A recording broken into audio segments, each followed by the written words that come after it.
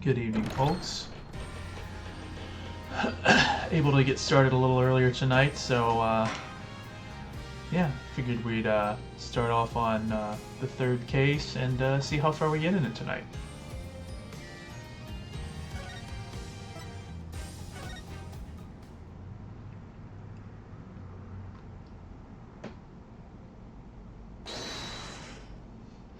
Let's rock.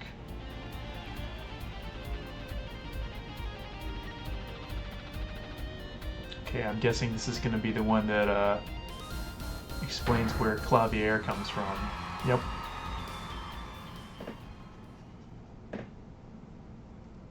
Or what his deal is. Touch on handkerchiefs?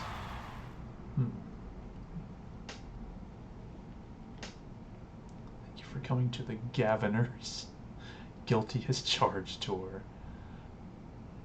Now be a 20-minute intermission. Okay.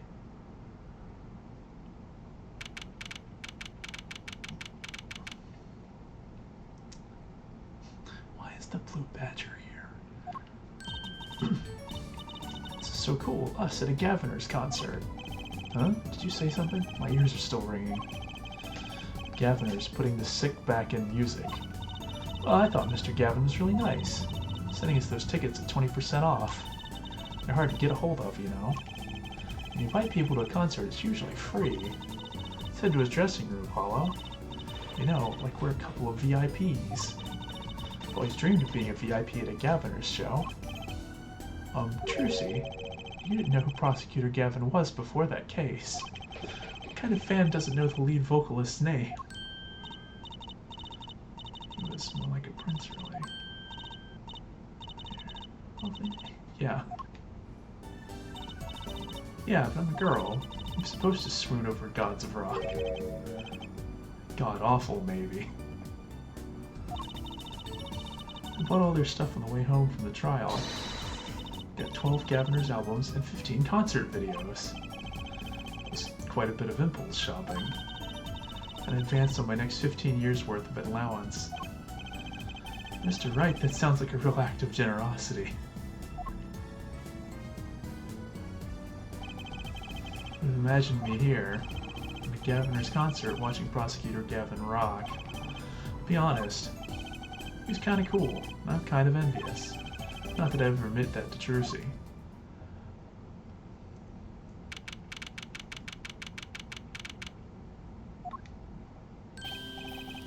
Ah, you made it. Mr. Gavin, thanks so much for the tickets. The invoice you sent along with them. You're incredible up on stage, Mr. Gavin. Nothing like music to brighten the mood after a trial, yeah? And we're almost ready for our next act. I'm looking forward to it myself. Lemiror's singing, right? The siren of the ballad? Oh yeah. Fire said she flew all the way over for this show. That's right, I happened to catch her show while overseas. Her voice is divine. I knew I had to invite her to perform with us. Lemiror says, you praise me too highly. Whoa, who's this guy? He's huge. Allow me to introduce Mr. Romain Letousse, Lemiror's manager, and her interpreter, incidentally. It's a great honor for us to be here. A great honor for Lemiror. Lemiror? That's how you pronounce that. To be heard in this country.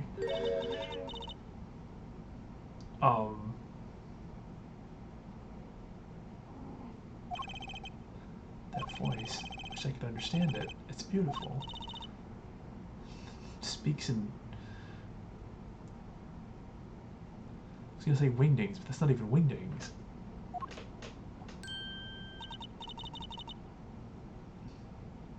Well, yeah, that. Ooh, it's Lemiror. I have to look up how do you pronounce this.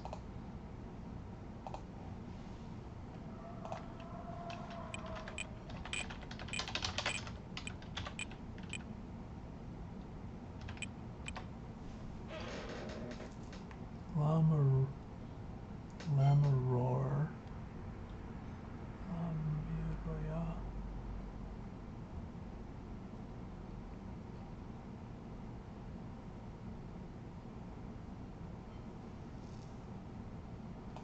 just gonna say Lemon Roar, mysterious songstress. Her quiet, deep song glides through the air, melting above a sparse but elegant piano accompaniment. Now this is music. She's a real artist. Lemon says, "We have long looked forward to this joint performance." Ah, Lemon, your voice. It is art. Yet without his piano to guide me, it is but a voice. Huh. I've seen this kid somewhere before. He plays piano at all of Lamaror's concerts. He's cute, and he's a really good pianist. Good pianists are a dying breed, I hear. Allow me to introduce Machi Tobaye. He is blind. This is why he never strays far from Lamaror. They're always together. They're like characters from some fairy tale. Lamaror is so, what's the word? Exotic. And mysterious. She does seem quite pretty. At least her eyes do. Hers is a kind of sightseeing music. Okay. Huh? She travels the globe, putting the sights she sees into song. Oh, okay. That makes sense. Though her appearance and voice are exotic, her songs remind us of something close and warm. Sights in the song. That's so poetic. She's gracious enough to put music to my lyrics tonight. The Guitar's Serenade. I hope you enjoy it. I can't wait. And now it is time. For the next part, we're giving the Gaviners hard rock a little rest. Lamaror, the stage is yours. The band members will not play during Lamaror's ballad, only Machi's tender notes and Lamaror's dulcet voice. And my guitar, of course. Ooh, nights like this make it all worthwhile, you know? I should have learned to play the guitar. Should have learned to play them drums, huh? There's not much romance in Chords of Steel. Shall we hit the stage, then? Good luck, Mr. Gavin. Take care your hearts aren't stolen away, yeah? Let's get back to the concert hall, Polly.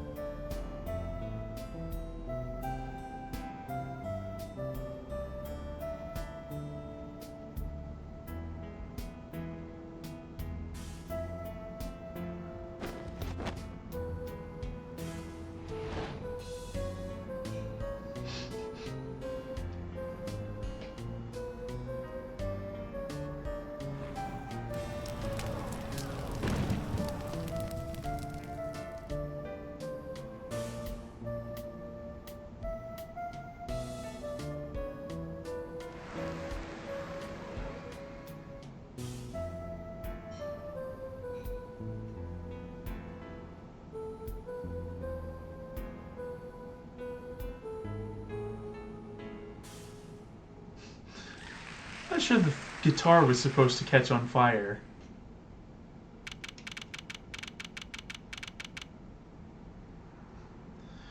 I vaguely remember something like that in the original, I think it was for the DS, which would explain why they probably didn't re-record the... You know, I'm surprised they, re-recorded a lot of... It seems like they updated a lot of the music. I'm surprised they didn't, try to make a recording of it. Whatever. Wasn't Lemon amazing? I even cried a little. Yeah, I figured Trucy would also appreciate the little bit of magic act they incorporated into it. Surprised Prosecutor Gavin actually burned his guitar. Yeah, that even surprised me, and I'm a magician. What a production. What a destruction. I don't think Prosecutor Gavin was expecting it either, oddly. Yeah, that was kind of weird. He looked as surprised as I was. Is that what they call risking life and limb for art? I think he's my new hero. Not sure I'd call that art. Oh, what are we doing here? Let's get going to Mr. Gavin's dressing room. It's 20 minutes till the last part of the show. How many breaks does this band need? Well, I mean, they probably gotta reset the stage and everything.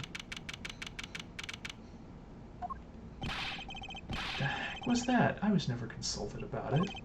Sorry, Mr. Gavin, sir. I've asked the man in charge. I play New Rock, not Great Balls of Fire. Speaking of fire, I have a good mind to fire whoever's responsible. He seems upset. Apollo Justice, you're the one who tried to torch... No, I didn't do it. So much for risking your life for art. You know, to be fair, that's, I mean, they had the whole stage that goes up and, you know, big rock performances like that, you have to be, you know, they can be kind of, how do I put it? I remember seeing this thing about how, like, they would have, you know, when bands would perform, they'd have all of these, like, specific demands and stuff. And it's like, on one hand, it seemed extravagant, but on the other hand, like, you know, if you mess up the stage rigging or, you know, lighting or, you know, the stuff that moves around, they can seriously get hurt from that. So, you know, it makes sense that they would want to have a lot of precautions and be really angry when something goes wrong like that. Guitar Serenade is ruined. Well, let's try to talk to him at least. I'm not sure that's the best move right now. Poke around this room a bit first. Police uniform hangs on the stand here. Ooh, I want to try it on. Nothing to see here, move along. It's okay, you don't have to go that far to be special. What? Not exactly the type who's just another face in the crowd? Really, you think so? Guess you're right. I feel like a meanie for making that insinuation. What? The legendary AA-400, the Red Badger. The rock was supposed to be rebellious, not civic. Every aspiring guitarist wants one of these. They even paint their own guitars to look like it. The fickleness of youth. You should dye your hair badger red, too. I like my hair the way it is, thank you very much. The stubbornness of age. It's a postcard of Lemon. What are these letters at the bottom? I've never seen these before. Must be your native tongue, Borginian. Borginian, huh?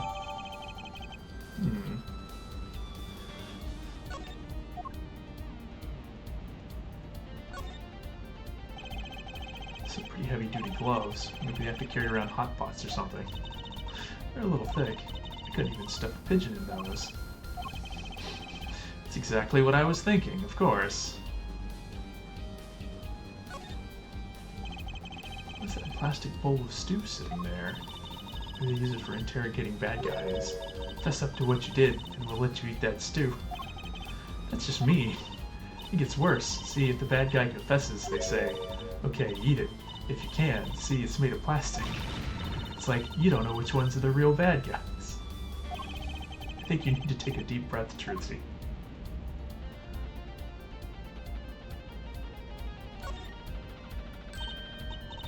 A cruiser guitar. They sold those to commemorate 5 years of the band, rocking it hard under the speed limit.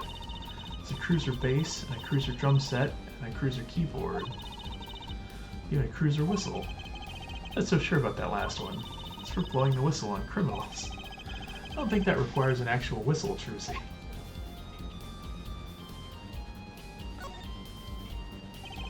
It's under the Gaviner's mark and lipstick here. Lipstick. I'd like to wear lipstick someday. No? You don't use lipstick yet, Trucy? Daddy won't let me. Not until I learn to play piano, he says. I'll be waiting a long time then, I'm afraid. Especially if she tries to learn from Phoenix.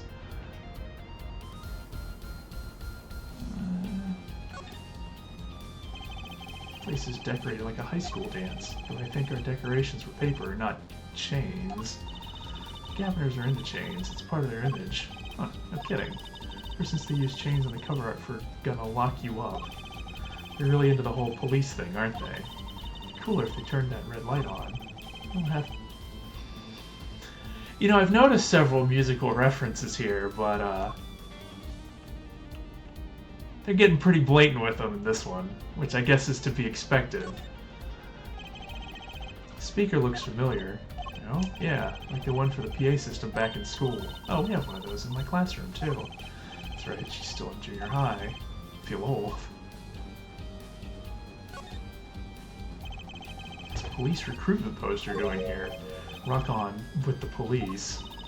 Maybe they're trying to trick kids into thinking the police are some kind of band.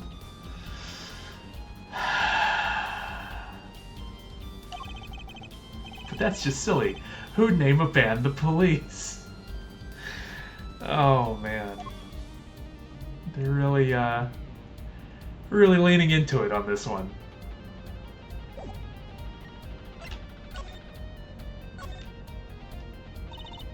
I mean, the guitar, that wasn't part of the act? Part of the act? Who'd burn up a guitar on purpose? But it worked really well with the lyrics just then. Burning on in my heart, fire, burn my love away, all away. Wait, I think the audience thought it was... Yeah, I'm pretty sure the audience was just like, wow, that's really crazy. Sounds like you got lucky. They probably thought it was part of the act. At least I did. He got lucky, and he didn't realize it. Anyway, that guitar was the Ferrari of guitars. All the speed, all the sound, and all the price. To burn one of those at every show would go broke. Unusually frugal for a rock band. Try saying that to Mr. Gavin. Oh, Tom, today's been one disaster after another. The hog won't run, the guitar case is broken. They told me there'd be days like these. I'm pretty sure that's also a reference. It's just gonna be count the number of lyrical references in this case. Was it Lamaror's song Incredible? You worked on it too, right, Mr. Gavin? Ah, yes, thanks. It was a collaboration. I wrote the lyrics and she wrote the melody. You know, I was surprised she could sing in English. I'm sure she practiced a long time for this day. Ah, here.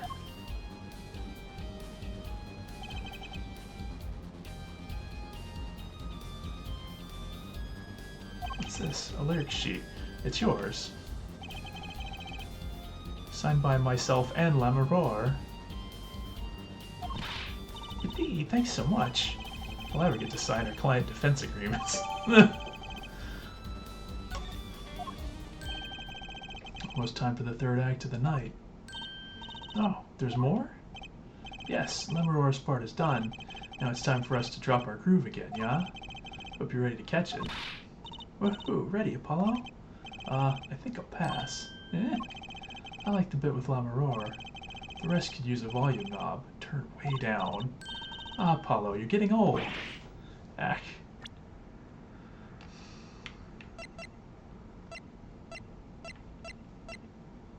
It doesn't say how old he is. Usually, I think in previous games, the person who was like Phoenix would be one of the people on the list, even if you were playing as him.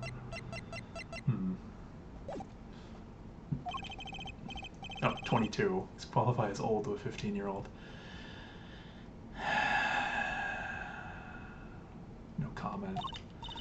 Well, I'm going. The old folks rest backstage, yeah? Time to rock. Hey, you're older than I was gonna say, wait a minute. Yeah, he's 24.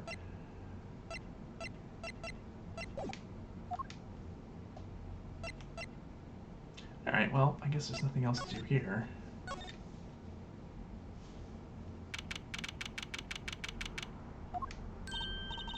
Hey, it's you, that right kid. Detective Sky. I'll let that right kid business pass. Call me Emma. There's no need for titles once you've shared a bottle of fingerprinting powder. That's a new one. So, Emma, what are you doing here? Isn't it obvious? I'm snacking. Think I want to be here? Me, in charge of security in this pit?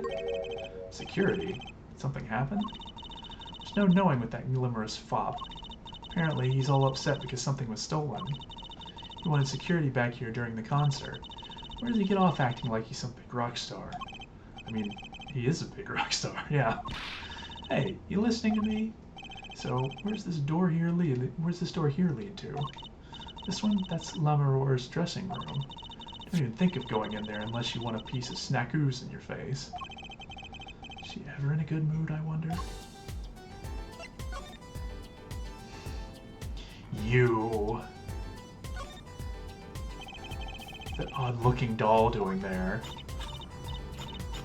Oh, that's the blue munch badger. Did you try either talking or munching, but not both? Tonk. She snackooed me. It serves me right for going out of my way. Sorry, I don't speak snackaroos.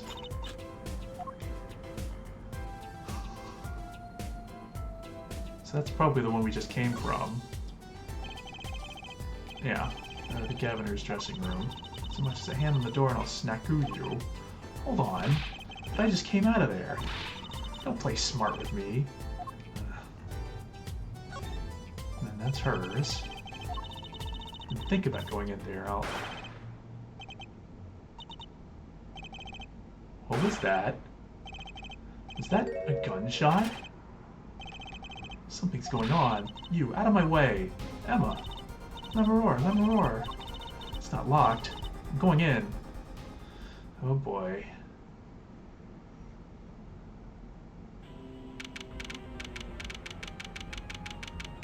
Well, I see 2 bullet holes in the wall. What's that awful noise? Oh, it's the concert. Oh. That's Lamoureux's manager, Mr. What's-His-Name. Latouche. Oh no. Hey, you! Me? Watch this room for me. I have to call for backup. Right, understood. Maybe you should make sure that he's, like, you know, alive or dead or something? You want me to make sure no one comes in, right? And don't touch anything. I'll be right back. What's going on? I just talked to him and now... he's not dead. Mr. Latouche, can you hear me? Shot. I was shot. Who? Who shot you? I don't know. Ask what? Ask witness. Witness? There was a witness. Who? Cold. So cold. Witness. Cold? Don't worry, you're going to be fine. Help is on the way. Can't see. Hang in there, Mr. Latouche. Tell me, who was the witness? The witness is... Siren.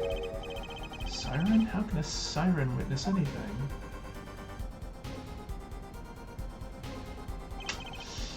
And there he goes. Yipes, Emma? What was that? Who's there? What's wrong? Emma, did you see anyone just now? Oh, no. I could have sworn I heard a door close. Concert's been cancelled. Backup's on its way. Is Mr. Latouche... Yeah. He's dead, isn't he? It's terrible. I lost him. Romain Latouche, shot. And I heard his last words. The witness is the siren, whatever that means.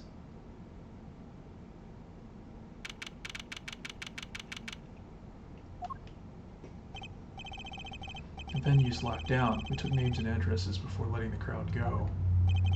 Good work, Darian. I'll let you know if I find out anything about the victim. Later. It's investigation time then, yeah, Fräulein Detective?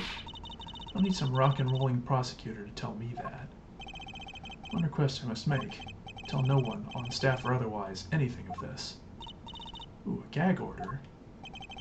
No word gets out other than that Mr. Latouche is dead. No word of the cause of death or of the murder. Tell no one, not even Lamoureux? Not even her. We must keep everything under wraps. Oh, one other thing. I'll need your signature on this here forehead. Yours too, Fräulein. On that? An investigation request. Why just us? You two are civilians. It's standard procedure. That should be okay to sign, I think. Sign with great reluctance.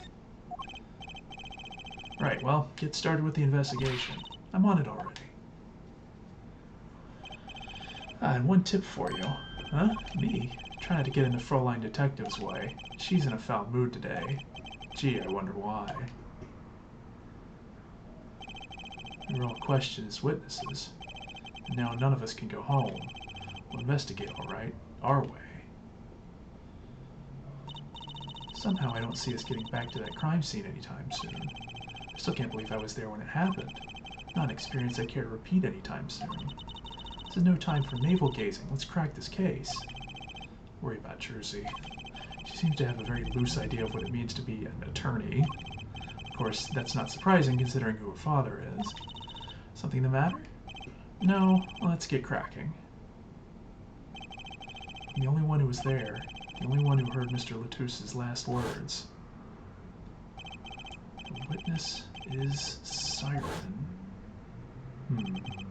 First order of business is to find out what he meant by siren.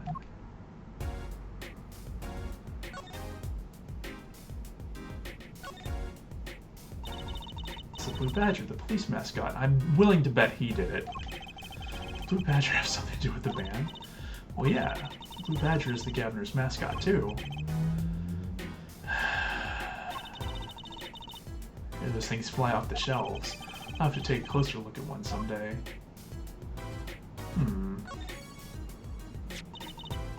That looks like some kind of future phone. Not a phone, a transceiver.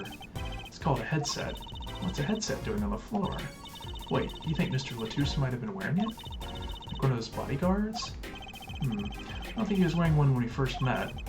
The LED on this thing is lit. It must be on. I wonder if somebody can hear on the other side of it. Thirsty, Apollo? Want something to drink? How about this one? A Steel Samurai soda. Now in real steel flavor. Huh? Here, my treat. Hey, this is enough change. Machines outside are cheaper. This one is highway robbery.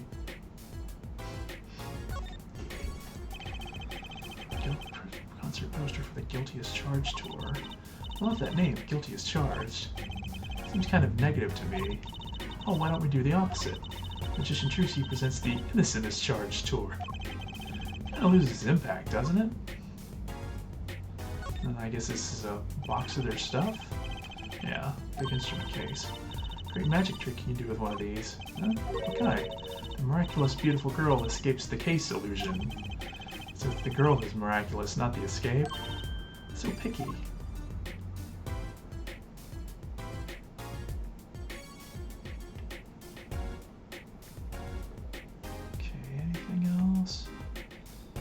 That's something definitely to remember, is that was there. The Governor's dressing room, crime scene's not Roar's dressing room. Next door. Never know where clues might be hiding, Apollo. Let's case this joint. After you, Trucy, P.I.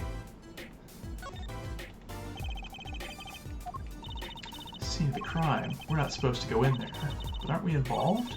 Are we duty-bound to investigate? Sadly, no. Though, the situation being what it is, now may be our best chance to do some snooping.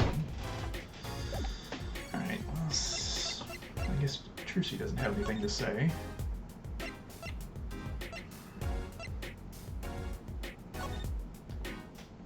Let's see if there's anything in here. Huh, looks like nobody's here. Prosecutor Gavin's probably busy with the case, too. No rest for the wicked. No rest for us either, Apollo. Let's get rocking. Rock, rock. Alright.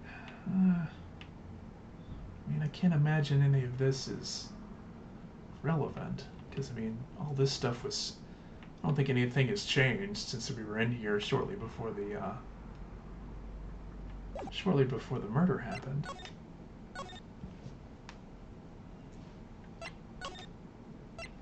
We'll see if we can go in.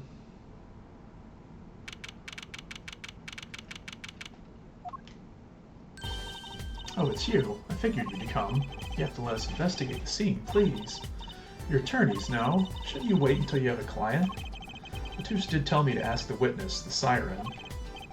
With his dying breath, no less. Doesn't that count? You can glare at me all you want. You'll get no snacks from me. Please, think of a poor Lemuror. Oh well, I suppose. You did find the body with me. Great, let's get to it. Right. Just try not to touch anything. She's letting us look, and she's not munching her snacks. This bodes well. There are clues here, I can feel it. Leave no hanger unhung, no spot unspotted. Well, very obvious, these bullet holes? Looks like it. There's 2 of them. From the look of it, the victim was shot once in the shoulder. The first shot must have missed. There are 2 holes. Wouldn't that mean 2 misses? The murder weapon is a .45 caliber revolver. It's very powerful. I believe what we're seeing here is the mark left by the second bullet after it passed through his shoulder. Ooh. Sounds painful. No kidding. I wonder about this murder weapon.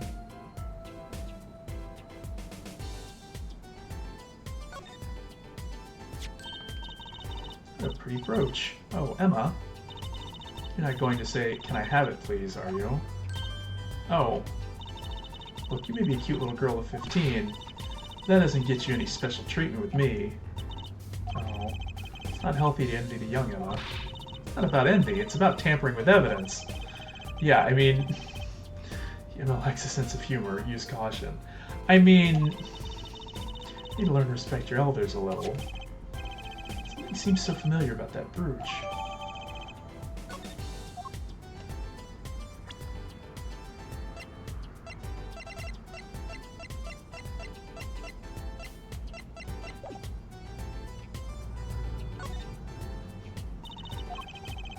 She's still after it, clearly. No way! If you want one that bad, get your daddy to buy it for you. Daddy always says, "Trucy, if you want something, go find or borrow it. Oh, and when in doubt, beg." Leave it to Mr. Right. Should be concerned about Trucy's future, but I'm more concerned about the owner of that brooch. Yeah,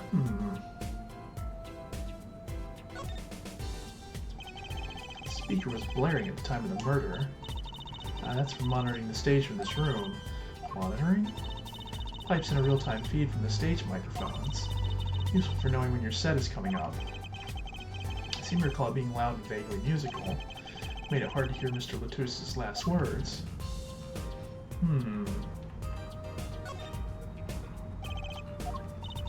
What's wrong, Apollo? Your mouth is catching flies. Huh? Nothing. It's nothing. Maybe that's how the killer escaped. That's what you were thinking, right? When we arrived on the scene, the killer had already fled. He or she must have had a way out. And that air vent is one possibility. It's much too small. Not if the killer were about your size, Trucy. I didn't do it. I was cutting up the dance floor at the time, thank you. I know. Of course I don't think you did it. It's hard to tell with you sometimes, Apollo. Hey, what have I done?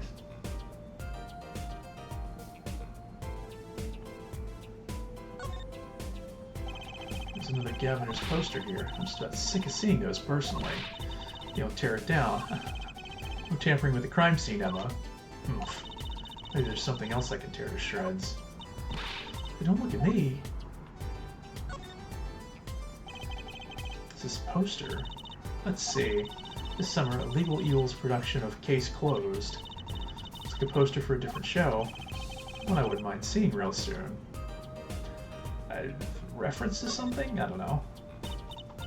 Apollo, look at that thing. It's huge. That's a TV. Yeah, a wide flat screen TV. I want one of those. You'll be wanting for a long time on your salary, Junior. Whether you're as famous as Mr. Wright was, then dream. I mean... These days, probably not that expensive. I don't think Daddy was ever rich, even when he was in law. Great, just stomping my dreams away, don't you? Another ladder. Actually, it's technically a step ladder. Well, hello, Miss Fancy Pants. Please forgive my lack of ladder discrimination. I'm less worried about the step ladder and more worried about why it's there. Why is the ladder there? Well, to climb, right? To reach something on the ceiling? I still say it's a step...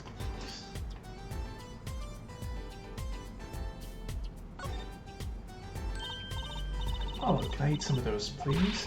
Absolutely not. I know. But still, I yearn. Look, you're not the only one eyeing that fruit here. Well then, what are we waiting for? Let's eat. Right. Whoa, whoa, whoa. Stop it. Are you too crazy? Emma, you of all people should know better. She tempted me. She's a Emma, please, grow up.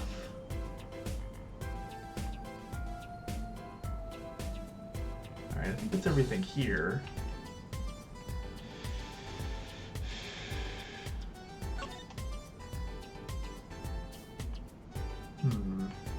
More vents.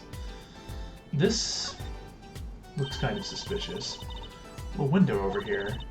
The killer escaped through that. It's barely big enough for me to get my head through.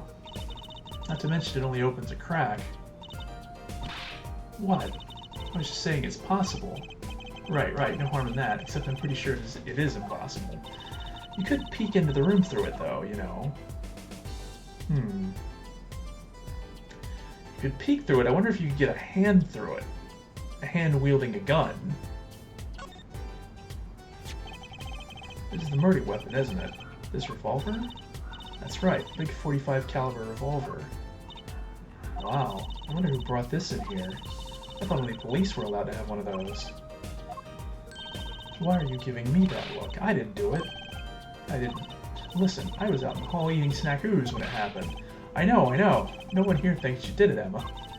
It's hard to tell with you sometimes, Apollo. Hey, what have I done? Wait, the killer brought a revolver. Must mean they had planned this from the start. That's right?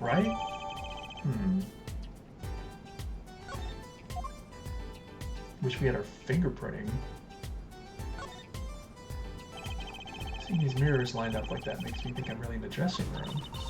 You are in the dressing room. This must be makeup. Never heard of most of these brands. Maybe they're Borginian? All I know is they sure don't make for much of a clue. Yeah.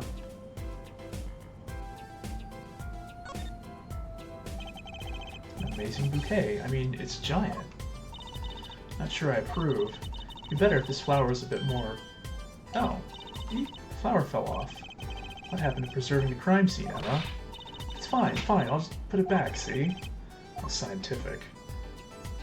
Alright, so probably not relevant. It's one of those things, right? At the barber's? Permanent dryer. Want me to curl those bangs of yours? No thanks. Better not mess with his hair, Emma. It's part of his identity, you know?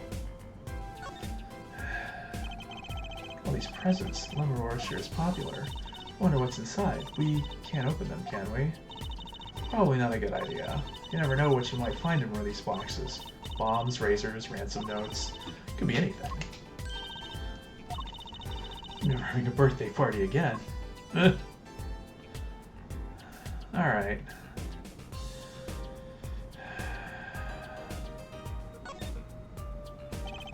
.45 caliber revolver, very deadly. Oh, Apollo, I was wondering, what's a caliber, and what does the 45 mean? Huh? You want me to tell you?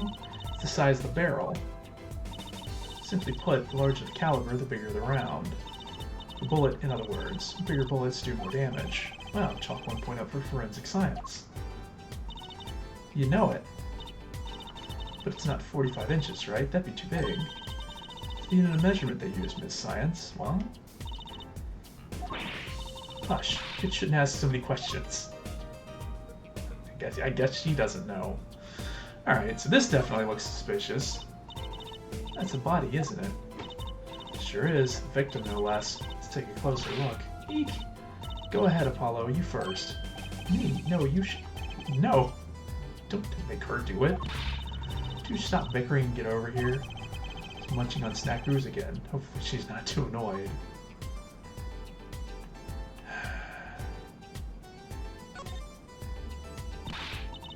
Is that blood? Why don't you examine this one, Apollo? You know more about red stuff than I do. Yep. Says who? Something is strange about this blood, though. It looks like... Is that what it looks like? Yeah, it looks like maybe he tried to write something, but it seems like it's been smudged. Oh, look at this hand. He's holding something. Hey, no touching. You can throw all the snacks at me you'd like, Emma. Sooner or later, you're going to run out of them. You raise a good point. I'm a bit intrigued by this scene. Let's take a look. See there? He's holding something. What's this? A key ring. Think it might belong to the killer? Certainly a possibility. Unusual key ring. And what unusual keys? Heart key ring. There's a guitar key and a couple of other keys. Could be a vital clue. Yep.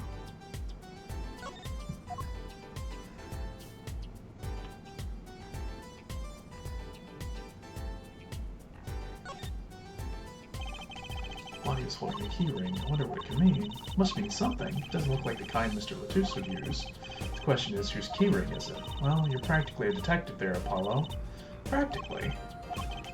Glad it brings them so much joy to mock me.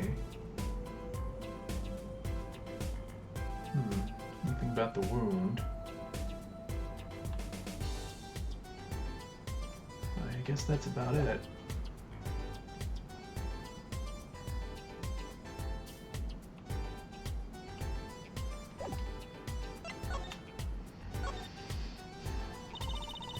Mr. Romain Latouche, was it?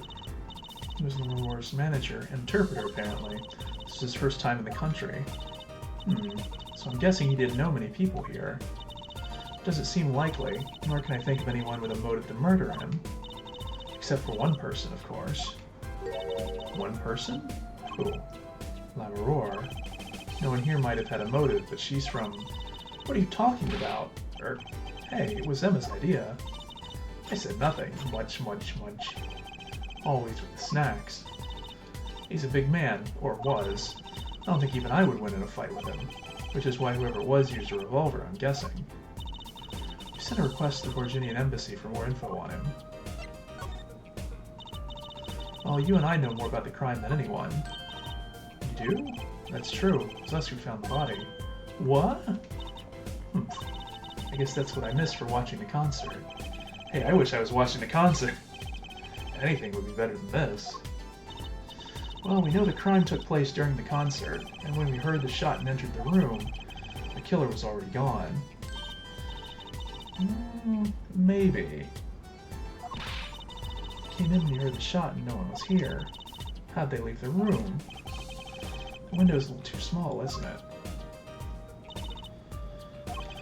The mystery of the disappearing killer. I mean... So far, the options would be either they shot him through that window and then just threw the gun in here,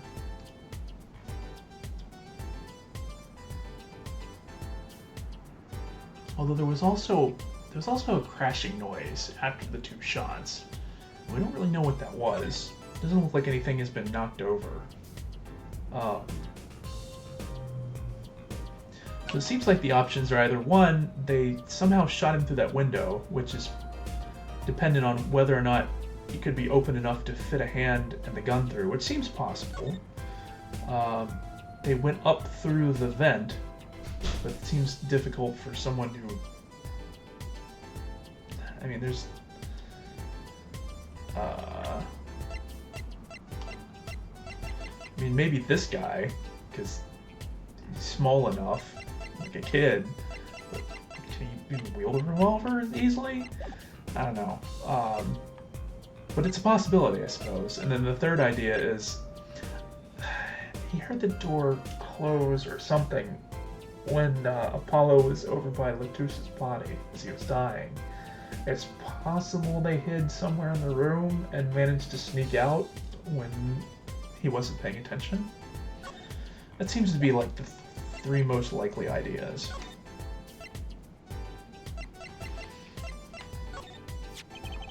So this is the murder weapon. This revolver is incredibly heavy.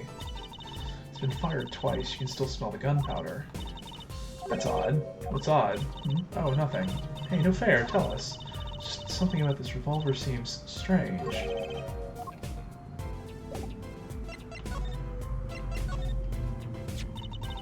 What do you think about this revolver? Well, it's pretty big and heavy. That's right, it's a .45 caliber. That makes it one of the deadliest revolvers around. Even the police don't carry guns this big. Really? Yeah, it doesn't make sense. You don't need so much power to kill at such close range. It's overkill. Not sure I see the problem. I mean, whenever I go out to eat curry, I ordered extra spicy just to be sure it's spicy. Of course, I can only ever eat 1 or 2 bites. Yeah, that's the problem. There's another thing about a gun this big. It puts a lot of strain on the shooter. Strain? Yeah, say, if you were to fire this revolver, the recoil would probably dislocate your shoulder. Ouch. It's like the shooter's a victim too. Yet, the killer used this revolver, and quite well. Enough to fire it twice. Used to shooting a high-caliber weapon. Oh, that's about it. I think we've looked at just about everything there is. I guess you're right. I know how you're feeling. It is hard to know when to stop, but anything more involved has to wait until the squad gets here. I suppose. I'll go report the evidence. Sorry, but could you wait here till I get back? Huh? Oh, actually, we have to... Great, thanks. She left. What do we do, Apollo? She told us to wait. Great, now how am I supposed to investigate? Oh well, I guess it can't be helped. Let's go. Huh? Go? Time's a-wasting, Apollo. We've got a lot of ground to cover. Well, that's true, but... On second thought, why not? I'm sure everything will be...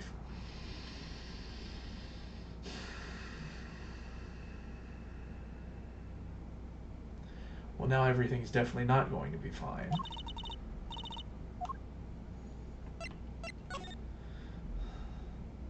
Well, now it feels like a really bad idea for us to leave. The window over here. The killer's... No.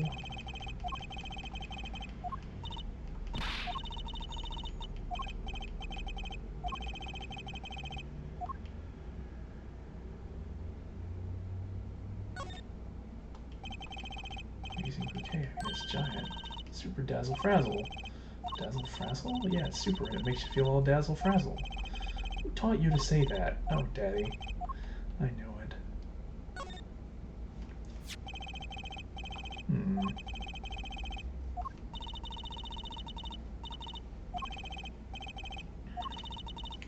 No one I want to meet, that's also for sure. Me either.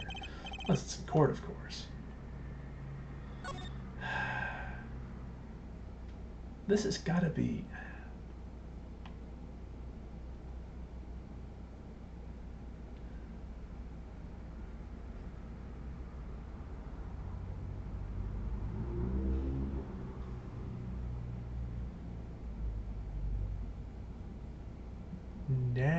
Razor.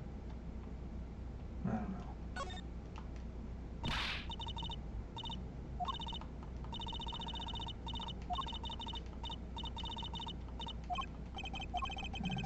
Something is strange about this blood, though.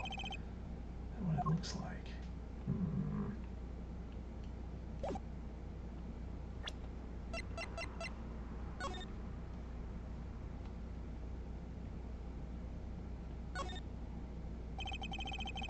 Pin fastener for attaching things to clothes, not safety pin type, though. It's not a safety pin. Is it a danger? I suppose if you stuck it in your eye, then yeah, sure. But you could do that with a safety pin, too, for that matter. Thanks for taking the fun out of my danger pin. Oh, you're driving a danger pin through my heart here. Okay, so I think that's about it for that.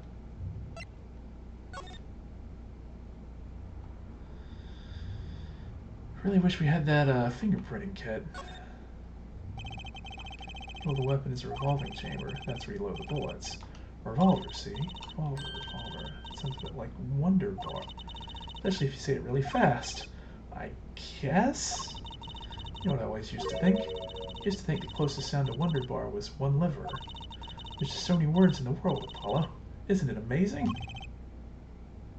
Yeah, that's my reaction too. So many different people. People like Jersey.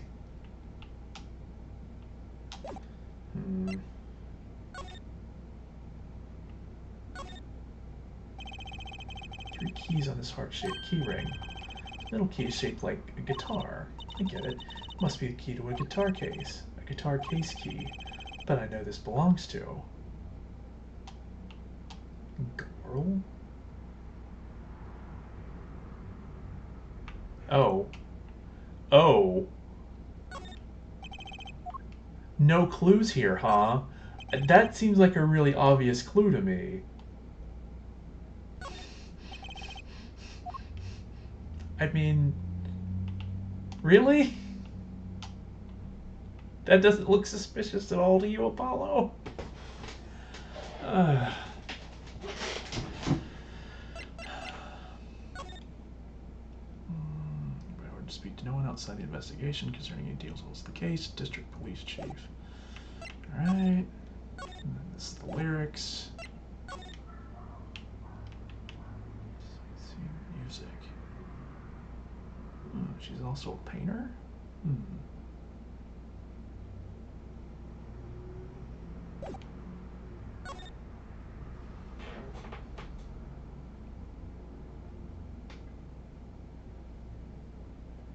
Wait a minute.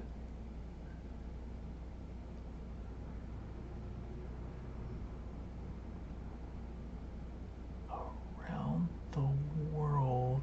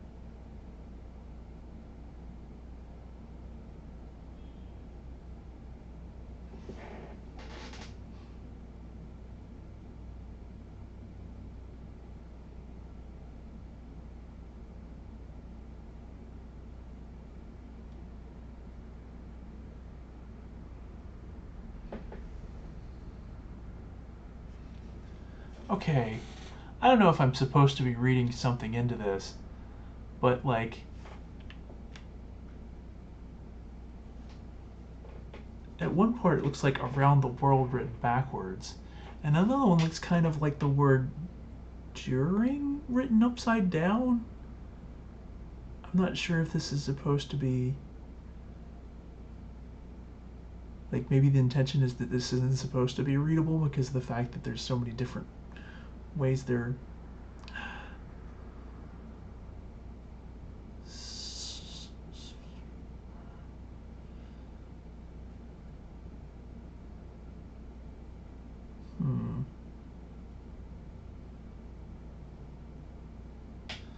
I don't know.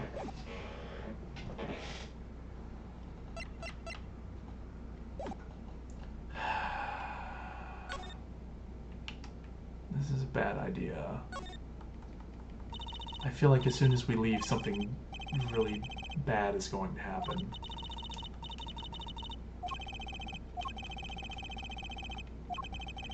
It wasn't necessarily a miss. Yeah. And the one thing I can think of, like, a siren is... I mean, a person being a siren is like a mythological kind of, you know... But more importantly, it refers to something that, you know, makes noise or music. So, apparently it monitors sound from the main stage. It made it hard to hear Mr. Latusse's last words. You know what I do at loud concerts? I wear earplugs. It really cuts down on the noise. And this would have helped me hear him. How? Yeah.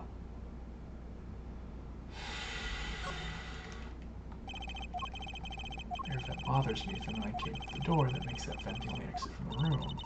It's much too small. Not if the killer were about your size, Jersey. Yeah, I know. I think we're gonna have to leave. I don't think we're gonna be able to progress without leaving.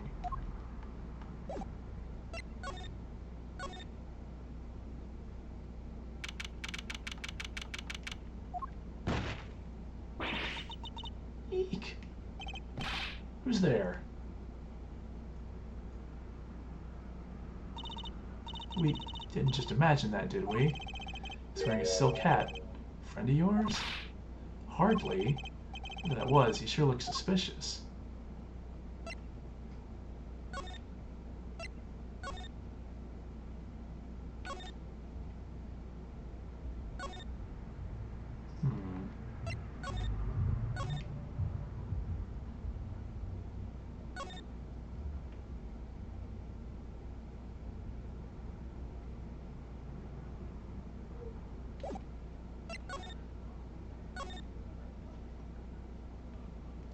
Still nothing in here. Well, I guess the only other thing to do is go to the stage.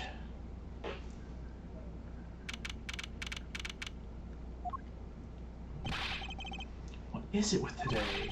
Problem after problem. Achtung. You ain't kidding. The two leading members of the Gaviners, Apollo. Clavier on vocals and Darian on guitar. They're so cool. I have a hard time thinking of Clavier as anything but a prosecutor, honestly. Huh? What are they arguing about? Probably the case, I bet. My hog won't start. My guitar case is busted. My guitar's been burnt to a crisp, and to top it all off, someone's dead. And then there was that performance just now. What was that all about? Hey man, don't blame me. You're the one who missed the cue. Me? Miss a cue? How could I conceivably get the most important part of that song wrong? How? And what was all that tinny playing of yours? Who are you calling tinny? Sounds like they're having a spat. One of those differences in musical direction bands are always splitting up over. That is hardly the time. What are you two doing here? Hiya. We were just discussing the investigation, if you don't mind. Sorry, wait. You were what? Listen, you need to confirm that with the Republic of Virginia, the Detective Crescend? Right, anything else? What did he just call him? Detective? Ah, greetings.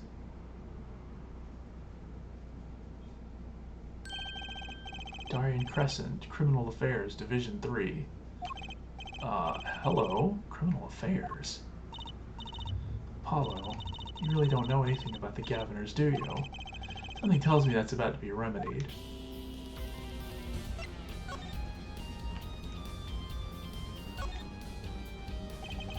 All these electronic devices, I'm guessing they have something to do with sound.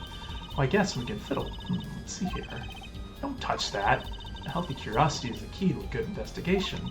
When in doubt, fiddle. That's what Daddy always says. Just require parental testing, clearly. The piano looks much bigger close up. Machi played so beautifully. Yeah, like a real pianist. That's just silly, Apollo. How can you call someone as good as Machi a pianist? Why, that's like throwing him in the same class as Daddy. Good thing Mr. Wright didn't hear that one.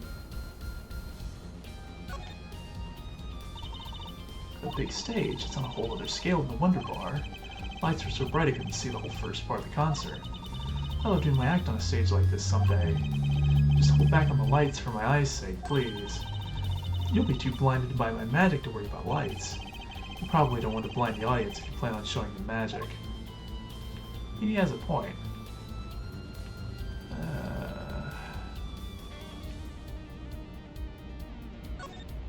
Is this the broken guitar case? Case for a contrabass, I think. Could fit 20 violins in there, I bet. They look like a violin, but it's a completely different instrument. Could fit 5 truces in there, I bet. Hey, are you comparing me to an instrument? I wonder who left it sitting open like that. A ladder. I guess they need one to work on the lights and such. Why don't they use a step ladder? I prefer step ladders, really. Is that so wrong? Not wrong, just, well, why do you prefer step ladders? So much more flexible than plain old ladders. I prefer my ladders rigid and stable, thank you. Alright, I think that's everything? About the crime. Which crime do you mean? The murder, what else? Oh, that. For me, today has been a hit parade of crimes, you see. Prosecutor Gavin was singing the blues earlier, wasn't he? There's something about his hog and his guitar case. Anyway, I'm afraid you know more about the killing of Mr. Latouche than I do. For now, at least. Huh? You're the one who found the body, yeah? Oh, we're in the middle of a performance, no less. Aren't you going to examine the crime scene, Prosecutor Gavin? I'll leave that to Fräulein Detective. Wouldn't want to step on her toes. Not exactly best buddies, are they? Him and Prosecutor Gavin, I mean. I don't know what to do next. We've already checked out the scene. Prosecutor Gavin may be right. We might be the most informed for once. Maybe Prosecutor Gavin can shed some light on things we found. I could always ask him about some of the... I don't believe you, Apollo. How can you come to this concert and not know about the Gaviners? We got invited. Not surprising. Why, even our ancestors knew nothing of America's existence once. I know America exists. The Gaviners aren't just an average rock band, Apollo. Each member is connected to the police somehow. The police? The real police. By day they pack heat, but by night they heat up the stage. By day those lips interrogate, by night they sing songs of unrequited passion. Okay. They debuted 7 years ago with 13 years hard time for love. Then came Love with No Chance of Parole and My Boyfriend is the Prosecution's Witness. The list of hits goes on and on. So here's my right-hand man, Darian Crescent. I make the melodies and he attacks them with his guitar. He's a bit of a rogue, really. And this guy's a bit of a perfectionist. When a performance goes the least bit wrong, he goes into this funk, just like today. I'd hope murder would be a bit more off-putting than a ruined concert. Concert today, a disaster. I'll get to the bottom of this and then we'll see who missed a cue. The missed cue, they were arguing about that before. Great, I love nothing more than questioning tormented artists. What's this missed cue you keep talking about? Ah, you heard it, didn't you? From the audience? Actually, I didn't notice anything. See, no amateur is going to pick up on that. Can you guarantee an entire audience of amateurs? No. Now take a listen to this. What's that? A mixing board. We used it to record our concert tonight. Are we supposed to be investigating a murder? Oh, we've come this far, might as well go all the way. I've always wanted to learn about the recording industry.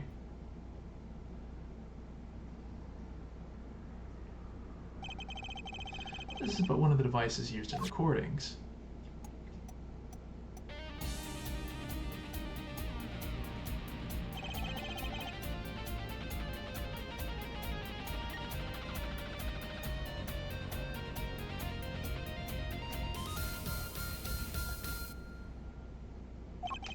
This lets us record each member's performance separately. Use the sliders to adjust the volume for each part. Check it out.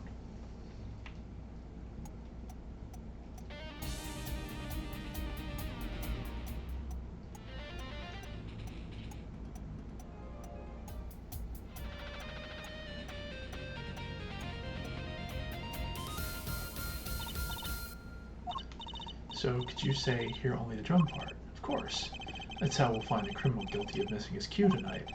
I'm more concerned with the other criminal, the one who kills people. You want help on the case? Then help me with mine. I guess rock and roll comes before prosecuting. Let's begin. First, we bring up the part of the performance in question. Simply choose the section of the song you wish to hear on the uppermost bar, like so. There it is. Now listen.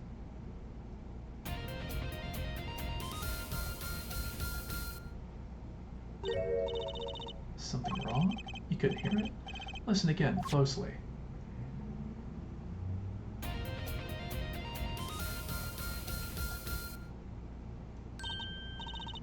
Timing's a little off, isn't it? You see? There, right at the most important part. And even an amateur can hear it. Amateur with a mixing board, maybe. You're missing the point. We'll never stamp out crime until we're perfect. Perfect! Here he goes again. Right here, amateur. You will prove my point. You will find the missed cue. You will tell us which instrument, which part, is the guilty party. But how? Let's just explain it. Move the sliders with LS and left stick, to adjust the volume for each part. Then you will find the part that hopelessly bungles the cue with left stick and right stick. Find it with your untrained amateur ears. Nothing to do but try it, Apollo. I guess. I'll admit, this looks kind of fun. First, a quick review. Alright, so... up and down to adjust the part's volume, jump to another section of the song with LB and RB, and use left stick and right stick to switch parts. Okay.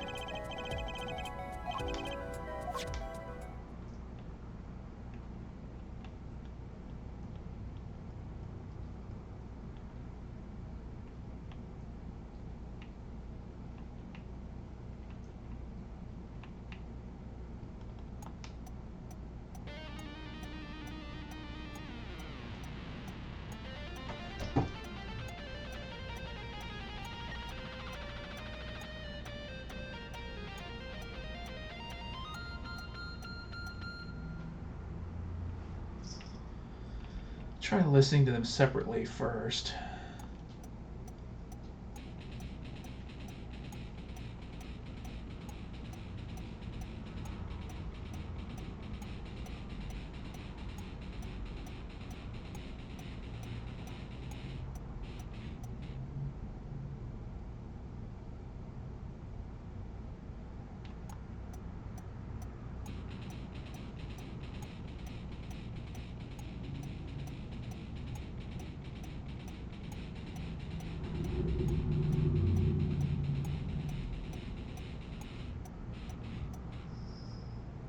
Okay, that one definitely feels off. I'll go for the others just to be sure.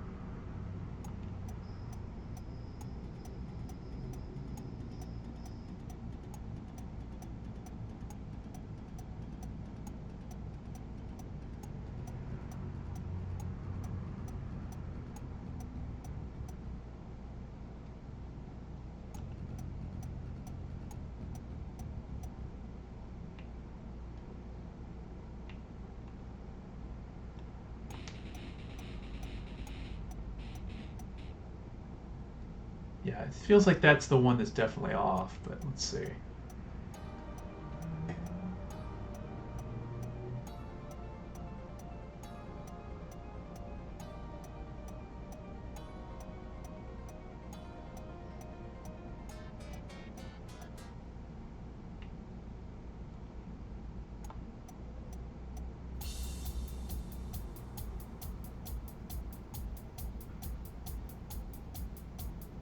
Probably should have listened to this one first, because the percussion usually drives things.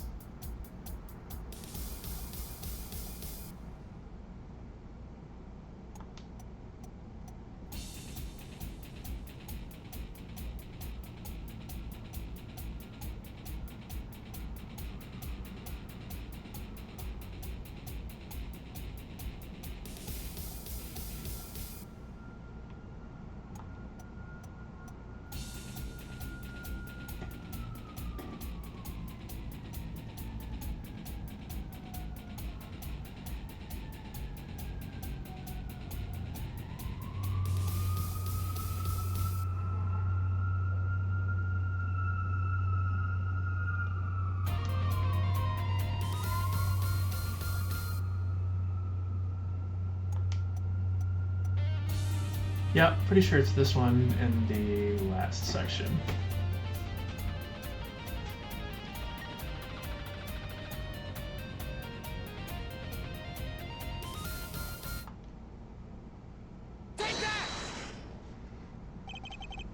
This part is off. What's that? Second guitar. It was you, Darian. Oh well, looks like the cat's out of the bag. Oh well, that's all you have to say? What kind of attitude lets killers walk free, Darian?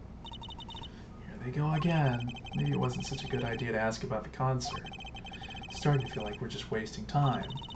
It's all experience under our belts. That can't be bad. Still can't get over the title for that song. Guilty Love?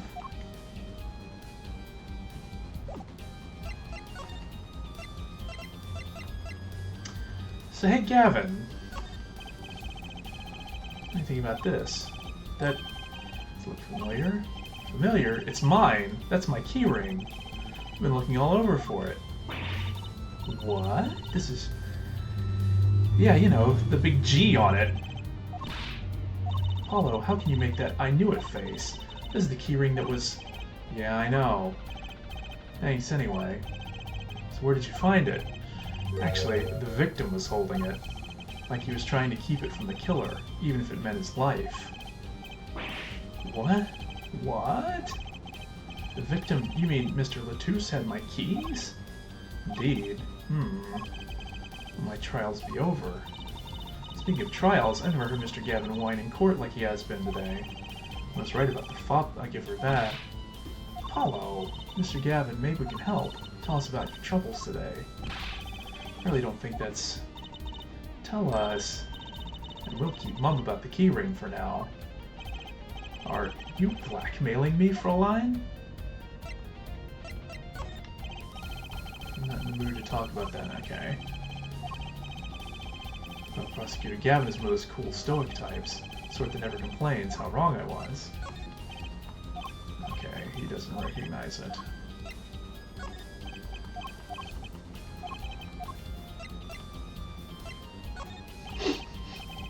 Her forehead, yeah?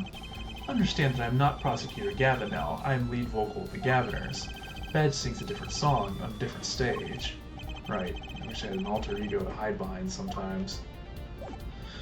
Alright, let's talk to him about the problems he's running into. Something about your motorcycle not starting. Something about your guitar case being busted. You're well informed. You mentioned it a few times. It all happened this morning. It's all this keyring's fault. It's got all my keys on it, yeah? My bike key, my car key, and the key to my guitar case. Wait, so this keyring disappeared? I thought I put it in my jacket pocket. Had to come to the concert by taxi, how embarrassing. In order to get my guitar out, I had to break the lock. This guitar wasn't the one that... the very one. Up in flames. And right on stage, too.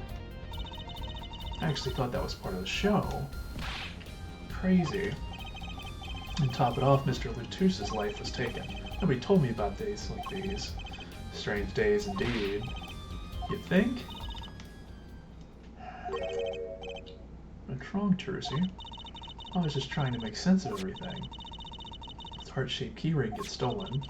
Very expensive guitar flares up on stage. Mr. Lutus dies. Yes, and? Could already be just a coincidence. Coincidence? Meaning? Darian, can you make any sense of all this? Hey, don't look at me. What do you think, Apollo? Huh? I mean, either Mr. Gavin's having a really bad day, or all of this was planned. You aren't thinking what I think you're thinking. Are you, Fräulein? I am. What? Hey, don't leave me in the dark with Spike here. Your name's Apollo, but yeah, I agree. Don't leave us in the dark. What are you talking about? Have you noticed a connection, Apollo? A curious connection between all of Mr. Gavin's troubles today? Well... I mean, all of them have to do with the keyring.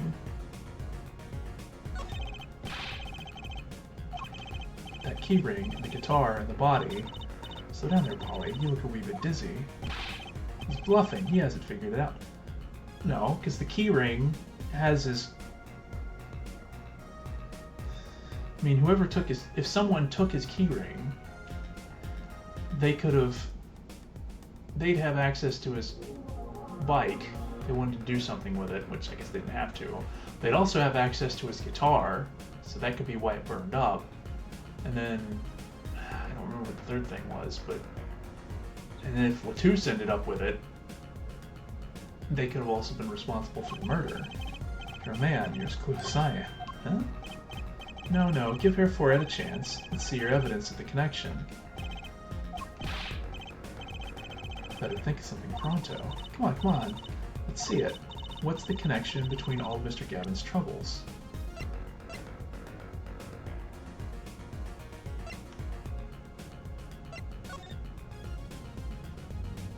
Wait a minute. When you stole away the keys...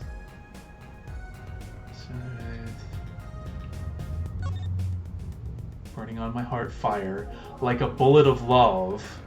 Guitar, up together to the sky. What? Take that! It's this, isn't it? The lyric sheet? The guitar's serenade. What's that got to do with anything? It has everything to do with everything. Though I wouldn't have believed it if the Fräulein hadn't pointed it out. What are you talking about, man? Enough with the riddles. Maybe it's a coincidence, or perhaps it means something. Don't you think, Fräulein? I do. Everything that's happened to Mr. Gavin today is predicted in the lyrics to this song. What? No way. I mean, look, just think about everything that's happened. Let's list them in the order they occurred. While reading this lyrics sheet. First, the keyring was stolen. And not just any keyring, a heart-shaped keyring. That's right here. when you stole away the keys my heart held onto so tight. It's a heart holding keys. The next, his guitar burst into flame. Burning on my heart, fire burned my love away. And then Mr. Latouche was killed. Like a bullet of love, fire take my life away. But that's crazy. Yeah, no kidding. So everything that happened today here, this song predicted it all. Or perhaps it was the other way around. Huh? A criminal could have based their crime on the lyrics. But who would go through all that trouble? Someone who moves in mysterious ways, no doubt. I believe you stumbled upon something quite vital, and quite annoying, Fräulein. She looks pleased. The lyrics predicting a crime. Clavier? Seems a bit more than just a coincidence to me. I have to agree. The keyring, the guitar, and the murder. The keyring might have been dropped by accident, yet the victim was holding it. Hard to think that it was unconnected. That's true. Prosecutor Gavin's calm and collected as ever. So the criminal matched their actions to the lyrics? It sounds likely. Why would anyone do that? While we think about that, I'm going to get cracking on the biggest crime here. I'm going to talk to the Borginian embassy about this Mr. Latouche. Alright, thanks, Darian. I'll leave the pondering of mysteries to you. I'm out of here.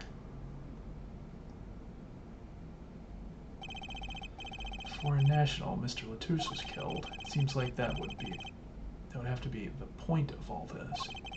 But they did more than that. They left us with not only a murder, but a mystery. Mr. Gavin sure is irritable today. Maybe this is the real Prosecutor Gavin we don't get to see in the courtroom. I've had enough, frankly. If you find any more mysteries, do me a favor and keep them to yourselves, yeah? Yeah, I guess this is all we're going to get from Prosecutor Gavin. Leaves Lamoureux to question. Prosecutor Gavin, do you know where Lamoureux is now? I had her go to my dressing room. That pianist, Machi Tobaye, of course. She seemed rather shocked by Mr. Latouche's sudden passing. The Governor's dressing room, got it. But I was there earlier, they weren't there.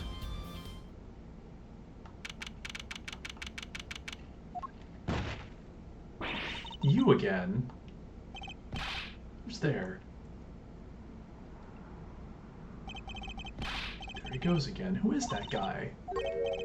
Huh? Trucy? You know, he did look sort of familiar.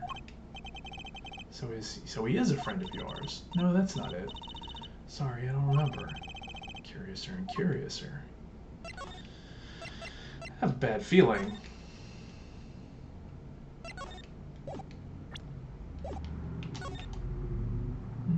No change here.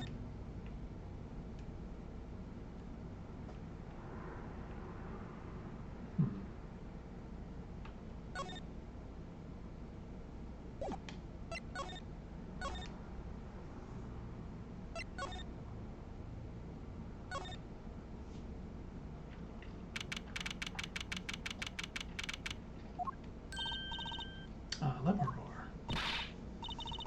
What has happened? I heard that Mr. Latouche has died. Lamoureux, you speak? I mean, you speak English. Yes. I was invited here from the Republic of Borginia. I am not Borginian by birth. Is Mr. Latouche your interpreter? That, yes. Well, it was Mr. Latouche's idea. He thought it would add to the mystery, you see. Then your pianist is also... No, Machi Tobaye is Borginian. He does not speak English. Now please tell me, what has happened to Mr. Latouche? Why did he... Actually, Mr. Latouche was... Trucy, huh? Remember what Prosecutor Gavin said, not a word. But Mr. Latouche is Lamoureux's manager. It's not fair to her. I mean, isn't she a related party? Precisely who Prosecutor Gavin doesn't want to alert, I'd suspect. All we've been told is to wait here in this room. It's very unsettling. I'm sorry, we're trying to figure it out ourselves. Do you think I could ask you some questions? Of course, I'm always willing to help. She's as calm as she looked on stage. I can't put my finger on why, but I like this Lamoureux. What is it, Machi? But you'd be alone. What seems to be the problem? Machi, he is not good around strangers. He wishes to go out for a breath of fresh air. That'd be alright. Sure, of course.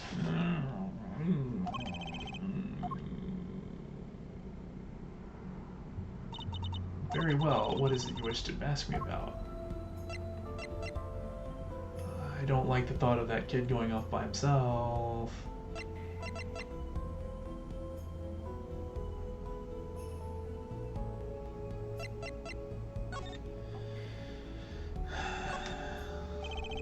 Republic of Virginia, that's in Northern Europe, right?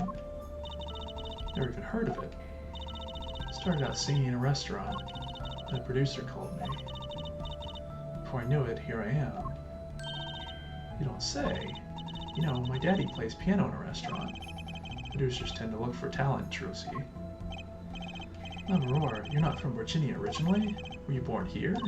Well, oh, is that supposed to be a secret? Image is everything when you're a star. I know a bit about that, of course. Yes, it is something like this. A contract, you might say. Also not to speak anything but Virginian in public. Image is important, I guess. She's not all image, though. Her songs are lovely. A real landscape painter in sound. Painter in what? She travels the world turning the sights she sees into music. That's the secret to your music's beauty, right? Very perceptive. Oh, I use your songs all the time in my stage act. I don't have to pay royalties for that, do I? Stop while you're ahead, Trucy. This landscape painter in sound, too, is an image. Yet without it, my songs would not be so widely heard. They even call you the siren of the ballad, right? Yes, in Borginian, Lamarore means the siren. I fear that perhaps already I'm not the siren I once was.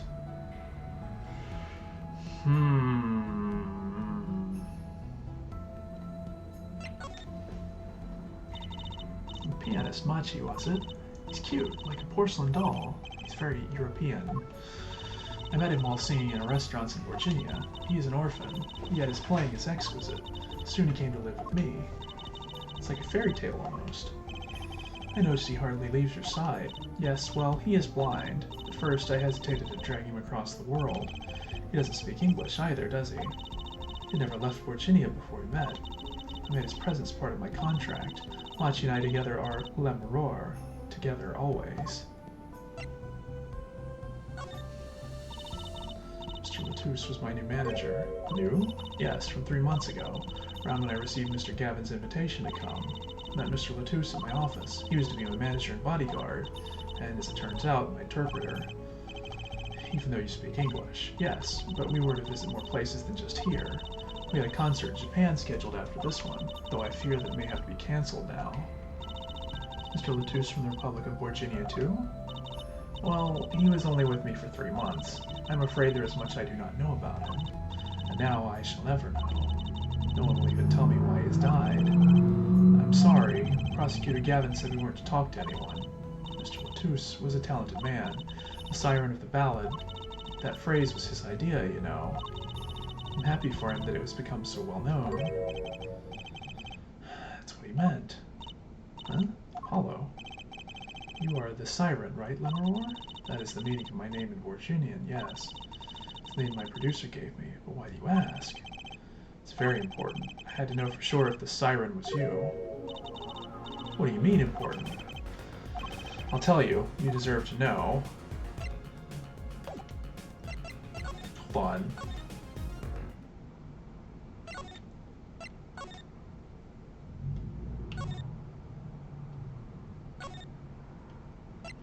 Okay, I don't know where that kid went, but...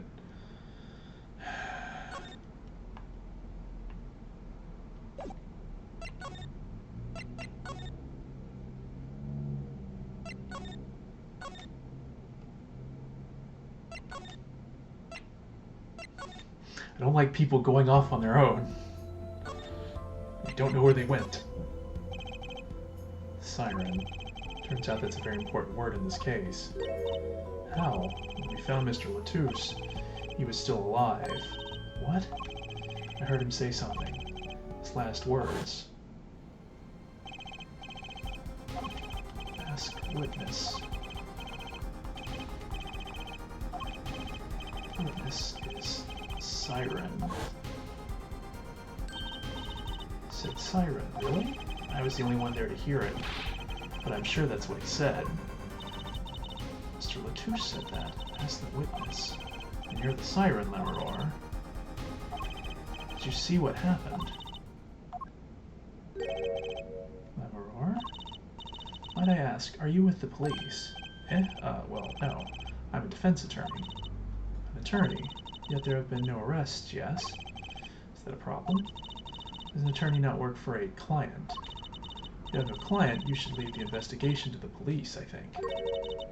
Lemuror, I'm sorry, but I cannot answer your questions. I'm afraid you lack the authority to ask them. She witnessed the crime, why won't she tell us? I believe we are through here. I believe so. Yeah.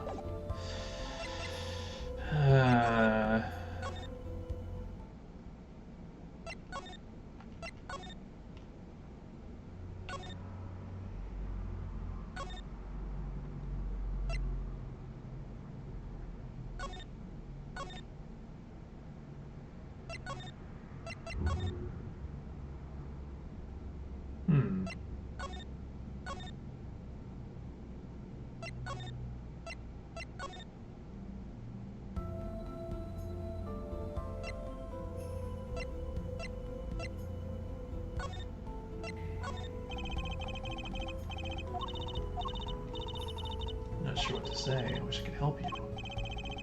Don't worry about it. It's certainly one of the most pleasant refusals I've had.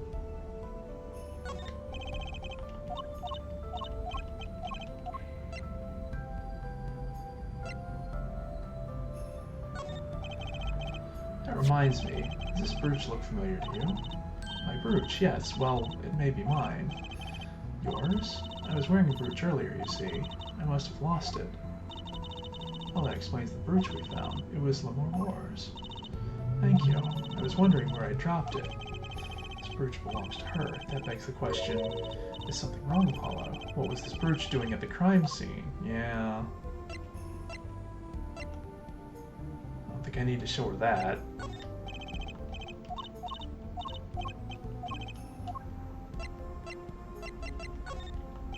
Yeah, I don't think so.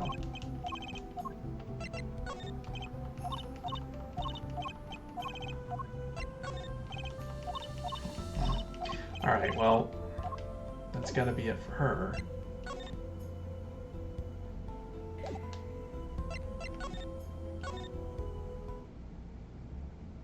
Okay.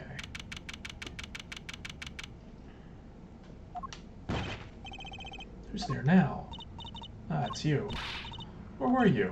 Ah, Emma. Something wrong? She looks grumpier than usual. Bet something's wrong. The impossible's happened. It's all your fault, you know. It's about us leaving the crime scene. What do you mean by impossible? Well, it's gone. Utterly gone. What's gone? The body, stupid. What else? Eh? Mr. Latouche's body has disappeared. What?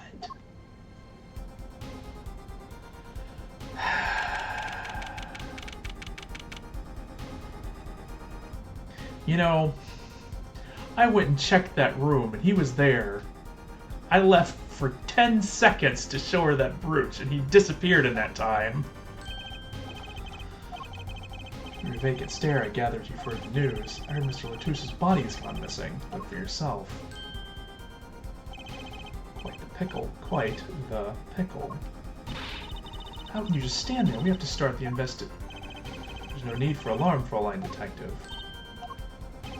All entrances and exits have been sealed. The body will not leave the building. So I suggest we go find ourselves a cadaver. There'll be plenty of time to ponder the whys later. Oh, you seem pretty sure of yourself, Mr. Gavin. Oh, we'll find him. I'm rather enjoying this. Mr. Latouche's body just disappeared. Well, you heard the man. Let's get searching. Hey, I don't know if this is exactly the right time, but... Yes, Darian? See, Geeter's gone missing. It was in the dressing room. Geeter? Who's Geeter? That's what I call my guitar. You like, man? Geeter. Your guitar was stolen? It hasn't been a good day for guitars or Geeters. Okay, body first, then guitar. If someone finds that guitar, please bring it to our dressing room. Heater's like a missing person, not lost and found, man.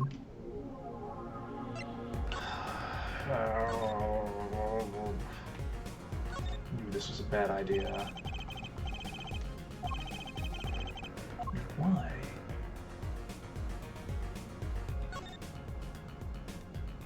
Brooch is still there.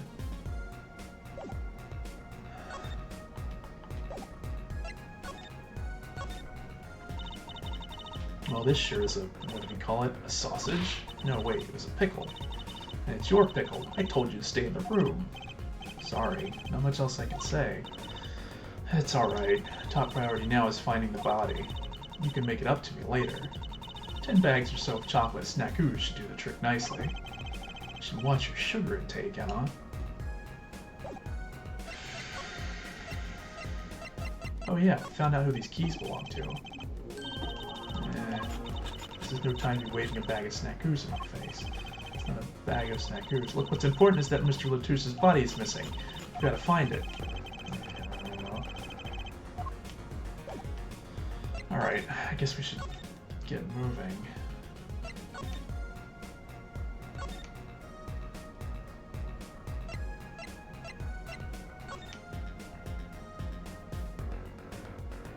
Is she not here anymore? Oh boy.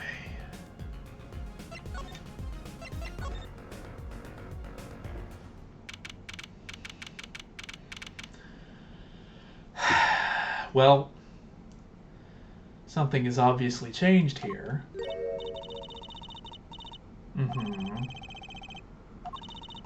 Let's check it out.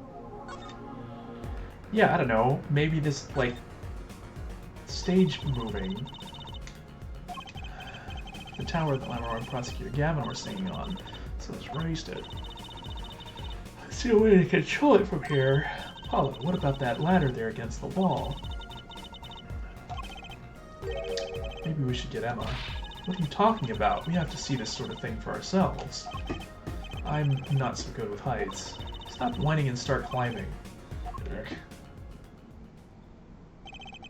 Didn't look that high from below, really. But when we got to the top, it felt every one of those 15 feet down. Of course, I wasn't thinking about the height anymore. Not after what we found up there. We found two things we were looking for, and one thing we never expected to find.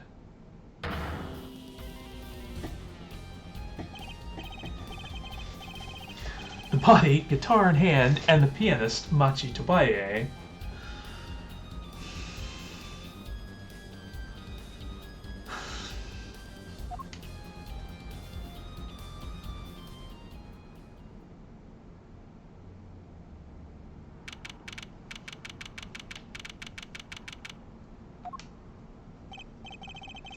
Concert last night sure went south in a hurry. No kidding. Why'd they arrest Machi? Why? Look at me like it's my fault. Machi Tobaye, the blind pianist. Arrested on suspicion of murdering Romain Latouche. I can't believe such a cute little boy could do something so horrible. I guess they had proof of some kind. What proof could possibly prove that? Morning. Prosecutor Gavin. What a night, eh? Apologize for being so upset.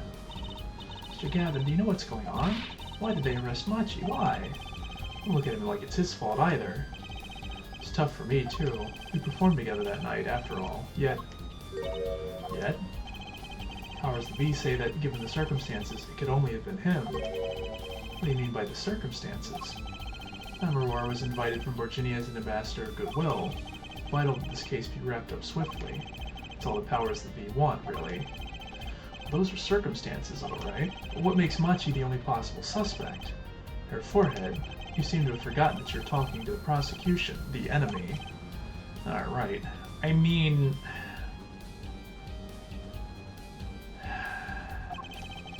I like this side of Prosecutor Gavin better, actually. I'm not at liberty to discuss the particulars of the case. Especially not to the defense attorney. What did you just say? Me? The defense attorney? That's what I came to tell you. He's down at the detention center. He wants to request your services. He? You mean Machi. Machi wants me. This is what we've been waiting for, Apollo. Let's get going. Right. Good luck. I'm off to question Lammeror. Right. Later. I hope I'm up to this.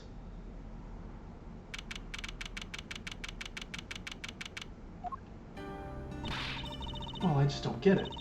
I refuse to believe a cute little kid like that could do something so terrible. I mean, kinda, yeah. Like, not even in terms of motive, but in terms of capability.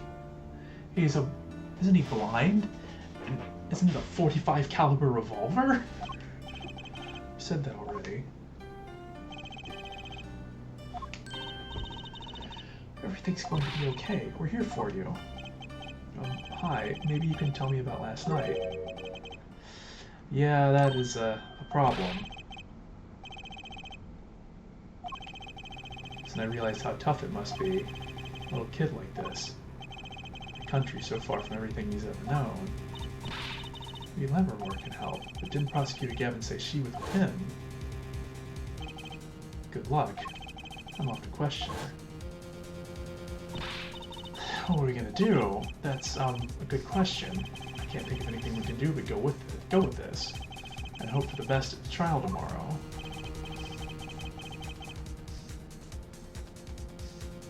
Oh boy.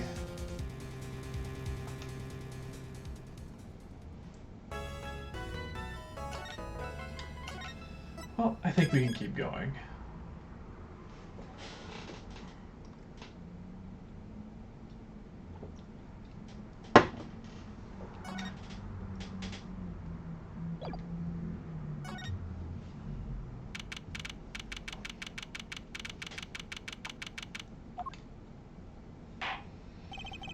Court is now in session for, how do I say that? Machi Tabaye, Your Honor, the pixie of the arpeggio. Right, his trial. Court is in session. Defense is ready, Your Honor. The prosecution's A-OK here, Judge. Very well, Prosecutor Gavin. My opening statement, yeah? No, actually. There was something else I wanted to ask you about. Say you're going to visit someone in the hospital with an incurable disease. What do you say to them? Eh? I mean, you wouldn't say, get well soon, right? You'd only be kicking them when they're down. What are you talking about? Actually, I'm going to visit someone who is terminally ill. Right after this trial, the Chief Justice's son. Chief Justice? His son is afflicted with the most terrible disease. He doesn't have long, it seems. So I thought I'd go pay him a visit. I thought saying something moving might be the order of the day. Don't grown-ups ever just say what's on their mind instead of pretending? She's looking at me with something like disgust. Hey, what are you looking at me like that for? In any case, I'm a bit busy today, so let's wrap this up quickly. Okay. You're in luck here, Judge. I believe you'll be going on your hospital visit sooner than you think. First, to review the victim in this case. Romain Latouche, age 35, the global manager for Diva Songstress Lammermoor. Cause of death, blood loss due to being shot by a large caliber revolver. This report has all the details. Blood from gunshot wound, established time of death 9/9/30. 45 caliber, it's quite large, isn't it? A direct hit from that can knock a man off his feet. However, the bullet struck him in his shoulder. The damage to the body was slight. Death was not immediate. Sadly, his blood loss was such that he could not be saved. Wait a minute.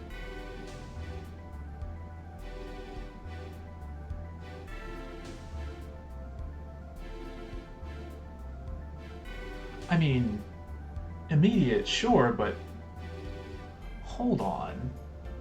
We ran in there right after we heard the gunshots.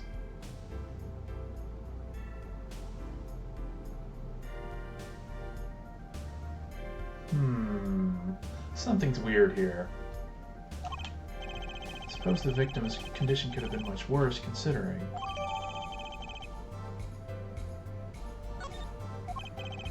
Two shots were fired. One shot missed, the other penetrated and passed through the victim's shoulder. Both bullets were found in the wall at the scene. Observe the diagram. That's where the bullets hit. I see. The court accepts this evidence. Seems Lammermoor's dressing room. If we're talking about a .45 caliber revolver, we must assume that the killer was adept at the weapon's use. Really? Yeah, apparently weapons that size have a powerful kickback. They say the judge tried to fire one and break every bone in his body. The defense will take more care in choosing examples. As I was saying, the victim was shot backstage in a dressing room. dressing room has only one entrance, this door. This seemed to be the case, yes. However, there were witnesses who heard the gunshots. Talking about you and Emma. And when the witnesses entered the room, it was empty, save for the victim's body, of course. But that's impossible. Exactly, this murder was impossible. For all but one person. That is, of course, the defendant, Machi Tsubaye. Only the defendant could have committed the crime. But how? It's quite simple. The circumstances of the crime scene make it clear. Very well, assume you have testimony to back up this claim. Please show the witness to the stand.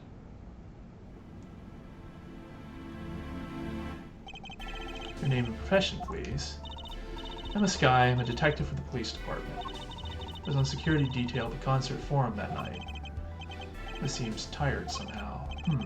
Security at the concert, you say? Some security I was couldn't even stop a murder. Now, don't blame yourself. Things like this happen. I've made even bigger mistakes in my career, you know. I'm sure that makes her feel much better. I want to hear about these bigger mistakes. In any case, as you were on security detail, the crime was quickly discovered, and we were able to identify the killer. You may give the court testimony if you would.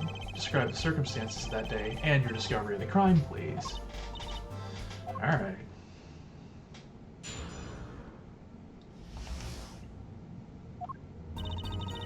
Like the murder, I was on security backstage at Prosecutor Gavin's request. Only people involved with the concert in some way were allowed backstage. At the beginning of the third set, I heard shots. Went into the room filled with blaring rock music and found the body. I examined the scene and determined that only the defendant could have done it. It's lucky that a detective was the first on the scene. That door was the only way out of the room, right? Yeah, pretty much. I don't get it. How can they say that Machi did it? Looks like we need a bit more information. Alright then.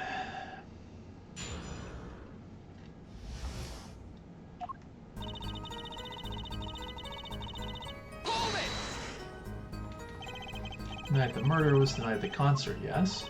That's right. What was the detective doing on security detail, might I ask? It was only a concert. My thoughts exactly, but orders are orders, even when they come from rock gods. Prosecutor Gavin? Yes, allow me to explain. I smelled something that day, you might say. The stench of conspiracy. That day at the concert hall. Conspiracy? Well, isn't it obvious? My keys, that whole morning, no, the whole day was ruined. It's all because someone stole my keys. I couldn't ride my hog to the show, I couldn't open my guitar case. There he goes again. Isn't it possible he simply misplaced them?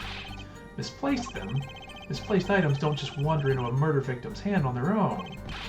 What's this? Prosecutor Gavin, if your keys were in the victim's hand, that makes you a prime suspect.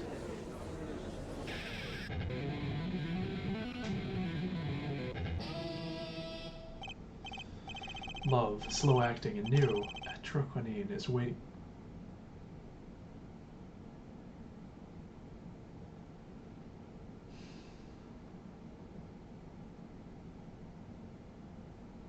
Really? He's singing something. Does everything with this guy have to be so over the top? The killing happened in the middle of my concert. I was, like a sailor, adrift on a sea of sound. Anyway, I didn't want anything else stolen. Yeah, I mean, he kind of has hundreds, if not thousands, of witnesses to an alibi. So I put the detective with the most time on their hands on the task. I see, I can accept that. Well, I can't. What do you mean, time on their hands? Testimony, yeah.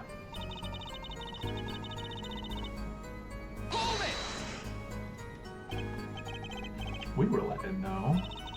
I didn't know about that. I certainly didn't invite you. Gave Fraulein special permission to be there.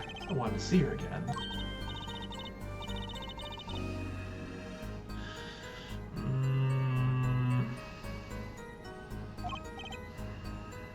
Don't like that. Some other hangers-on tried to get backstage, but I drove them off. Some other outsiders were there then. Then, beginning of the third set, I heard shots. I believe we were having a chat when we heard the shots. You were the one chatting. I was eating snackoos. Hey, no snacking in court. You're sure the shots came from Lemmore's room? Yes, absolutely. Hey, I'm the one being cross-examined here. Here, this'll keep you quiet. Ah, thanks. So, how about it, Emma? Apollo! Didn't you just say no snacking in the courtroom? We were right much there. Or do we stick? Okay, these two need to knock it off. Either talk or eat, not both at the same time. Right, so after that, me and Mr. Lawyer there opened the dressing room door.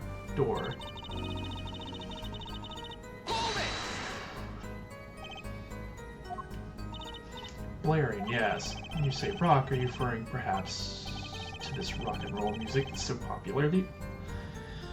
Judge.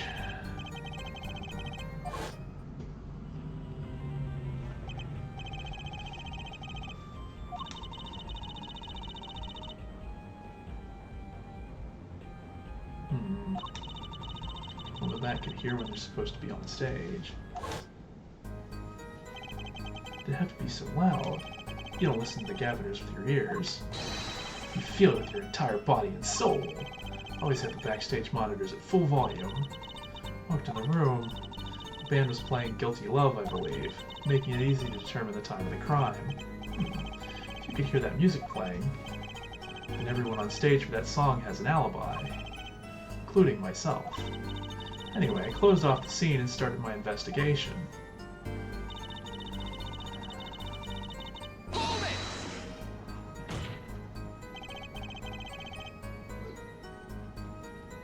How indeed. It's clear from the circumstances. Listen, we know there was only one exit from the room, that door. The small window only opened a tiny crack, and I was standing in front of that door. So how could the killer have fled the scene? There's only one possibility, the air vent. Objection! That air vent was too small. Who could possibly... Exactly. There's certainly no way you could get through, nor me. The only one who could fit through was a child. Remember, access to those rooms was limited. Only those involved with the concert were allowed.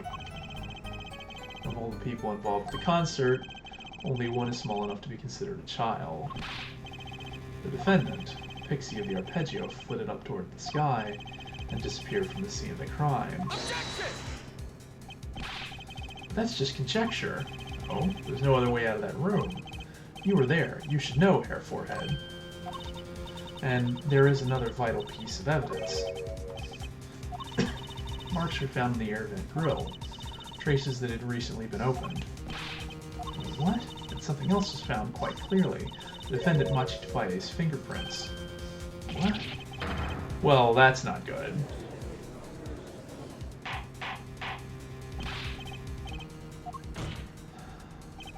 That air vent was the only way out of the room. The defendant's fingerprints were found on the grill. Well, Hair Forehead, what fairy tale does this suggest to you?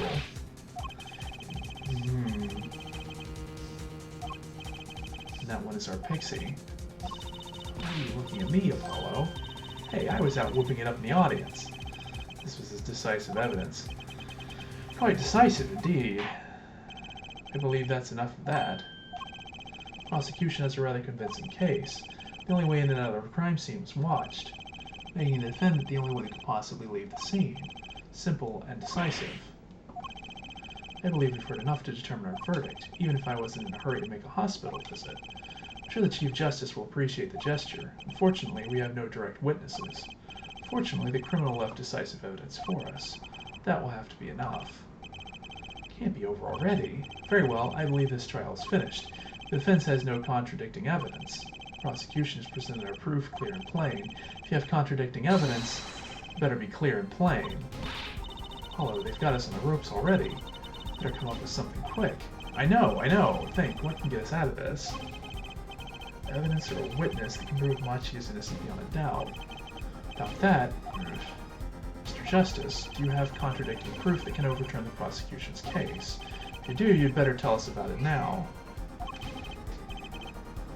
This is it, and so soon. If I mess this one up, it's all over.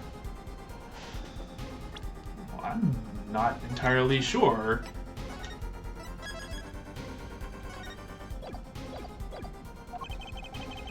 What's contradicting proof? Um...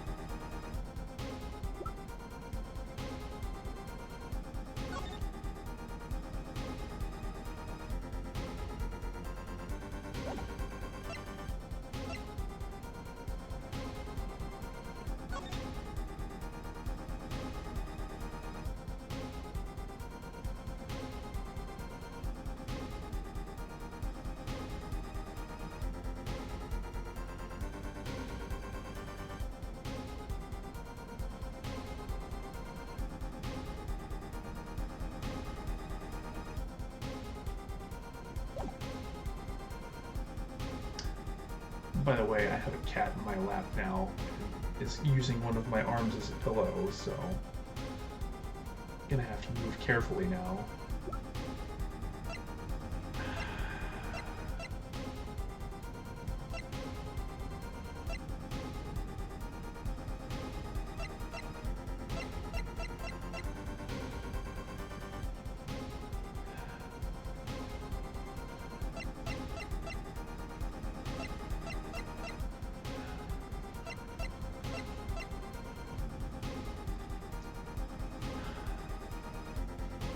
The keys aren't really contradicting proof.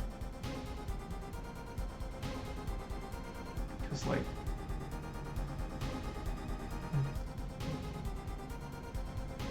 Gavin has an alibi.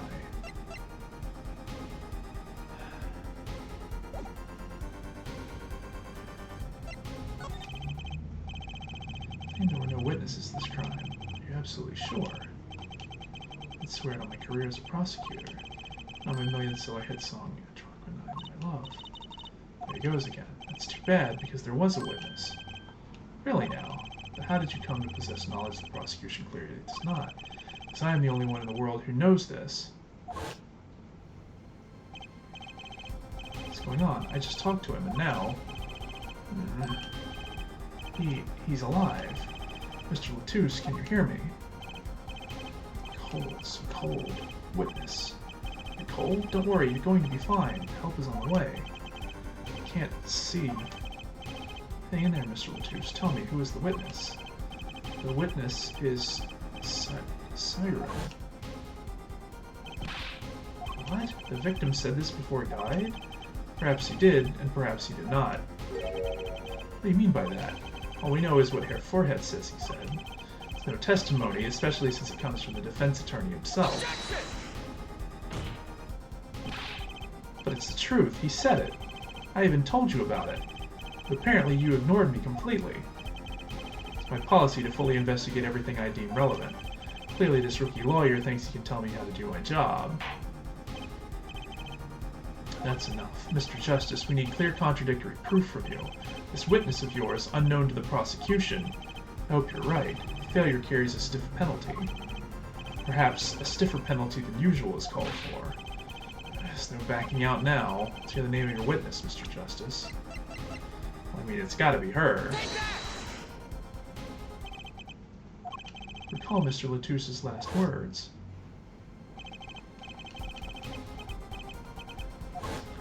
Also, those two are always together, so...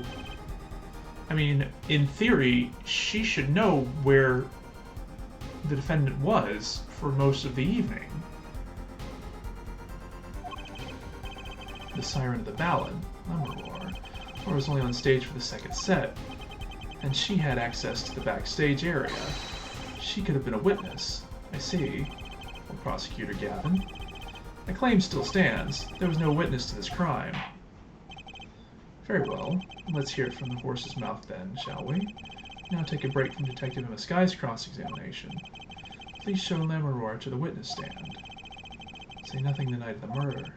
Not today, though. Today we'll drag that story out of her no matter what it is.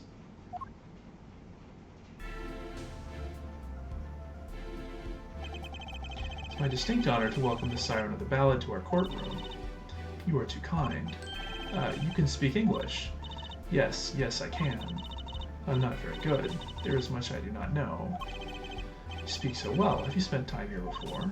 Actually, I do not know how I came by my knowledge of your language, nor where I studied it.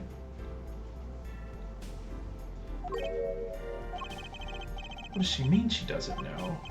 I, too, thought to call her as a witness, but I did not. Had a reason, of course. What's that? Aurora suffers from amnesia. Aurora is not my true name, and I remember nothing of the time before I was given it. Nothing of the time before I started singing on stage. Oh, she's even more mysterious than I thought. As a lauded singer, she lives a good life. There are little difficulties for her, thanks to her success. Yet, I do not wish to subject her to unnecessary stress.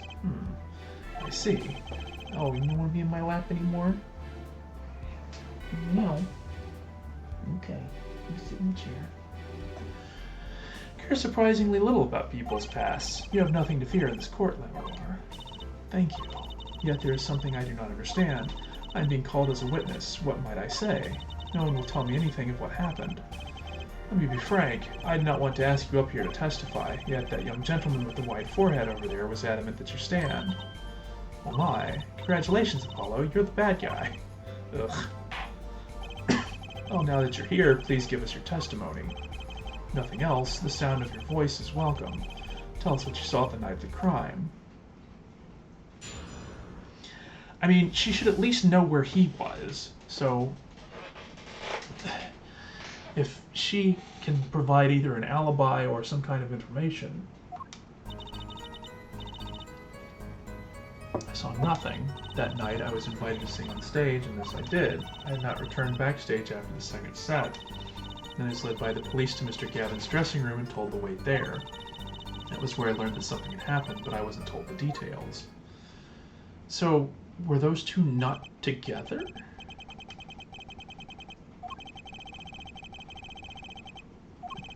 There you have it. She saw nothing that night. Now we can only pray the defense has the sense to admit defeat and refrain from detaining her here longer than need be. Wow, you just got badder, Apollo. Way to go. Keep it short and sweet. She wouldn't talk to me the night of the crime. She must know something, and I've got to find out what.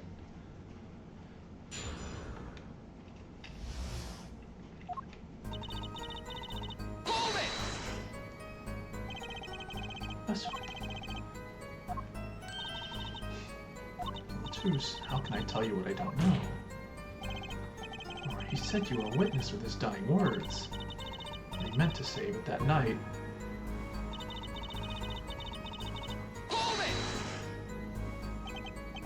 It was a great concert. You heard me sing? Thank you.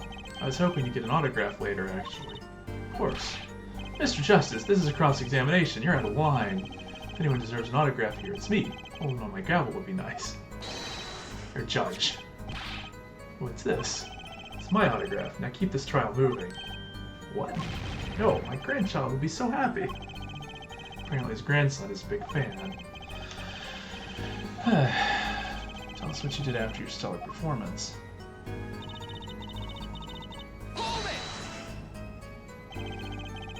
Didn't return backstage once. Where were you then? What were you doing? Just cleaning up on stage. There are many things I must do for a performance other than simply sing. And was Machi with you at the time? Unfortunately, I do not know where he... Well... That's, disappointing. I was led by the police to Mr. Gavin's dressing room and told to wait there. With Machi, correct? How was he then? He seemed as he always does, though I believe he was shocked by the news of Mr. Latus's death, yet he is not the type to show much emotion. giving the police no end of headaches. He answers most questions with silence, and those glinting frames speak nothing. Questioning hasn't gotten very far. He sat there, waiting. That's where I learned that something had happened, but I wasn't told the details. How was the incident explained to you? I was told nothing in detail, only that Mr. Latouche died. Investigations require some security, but Mr. Latouche was my manager. I wanted to know more. I should have been told. Both Machi and I were beside ourselves with concern. Allow me to apologize, but please understand, keeping you in the dark was as painful for me as it was for you. Yes, I understand. Think, what doesn't ring true about her testimony? It's hard to imagine Lemmeror lying. She might not be lying, but she's hiding something. What would she tell me the night of the murder?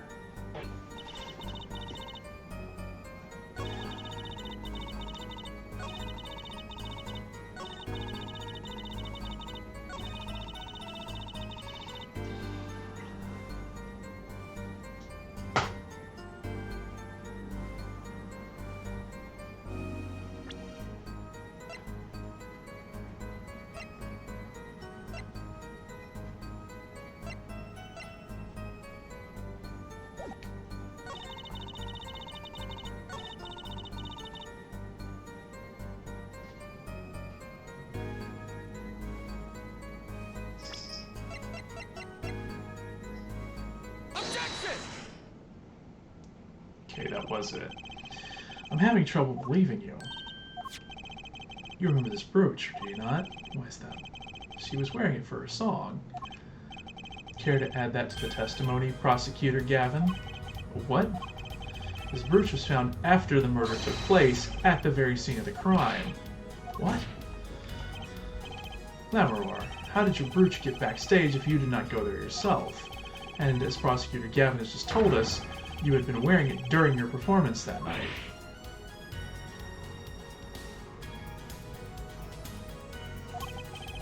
What's the meaning of this? Lemmeror, please explain.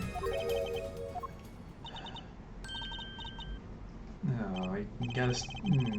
English is quite difficult. That trick's not going to work here. Your forehead may be large, but you are a lawyer, truly. But you have missed one important fact. What now? In fact, at the time of the incident, I went backstage, but only for a moment. What? Think back to the moment of the crime. You know whereof I speak. Is she really saying all that? Was she talking about Apollo right when the incident occurred? Ah, is she talking about that? Watch this room for me. I have to call for backup. You want me to make sure no one comes in, right? You hear me? Cold, right. So he was saying... Is she saying that she's the one who was briefly in the room?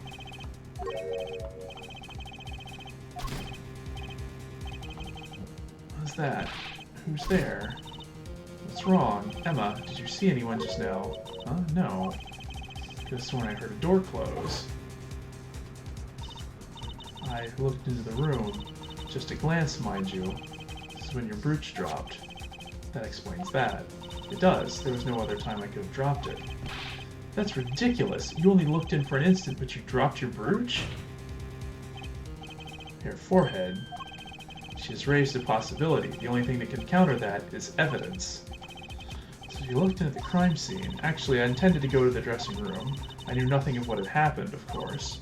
The moment I opened the door, I heard a horrible voice. Forehead shouting, "Who's there?" no doubt. Horrible voice indeed. Ugh. Closed the door immediately.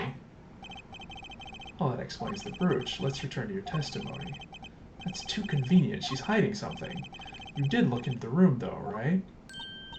Yes. Testify as to what you saw. Very well, though it was only the briefest of glimpses. When my performance was finished, I went backstage for just a moment. I saw nothing. The late Mr. Latouche's body was behind the wall. Then I was led by...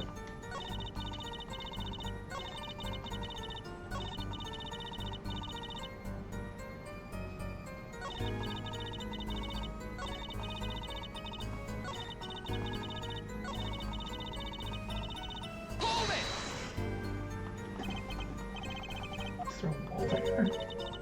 That's what in English. A division, or partition, I believe. This large dressing room divided into two halves. The murder took place in the inside half. I guess that partition might have hidden the body.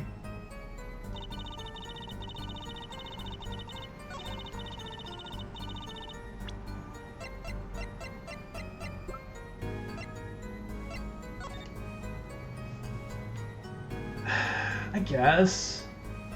Yeah.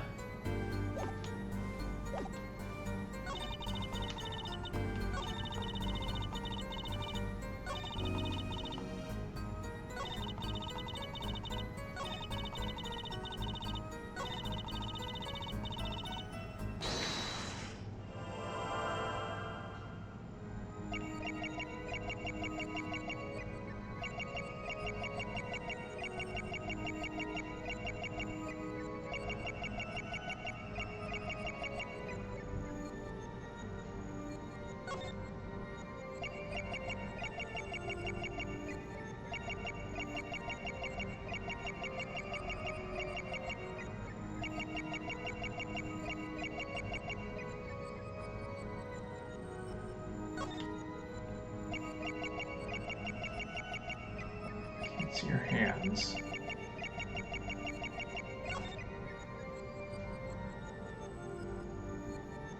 Gotcha!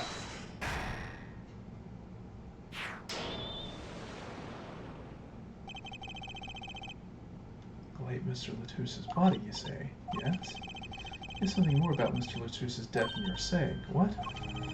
I could see you trying not to remember, but the effort made you swallow. I can't fool my eyes. It is true. It was so terrible, after all. Why did Mr. Latouche have to be shot? One moment, Lemmeror. Was that you just said? Why did Mr. Latouche have to be shot? She was hiding something. I knew it. Lemmeror, I'm afraid you haven't realized it, but your words just now contradict your testimony. How could that be? Your own testimony, and I have the evidence to prove it.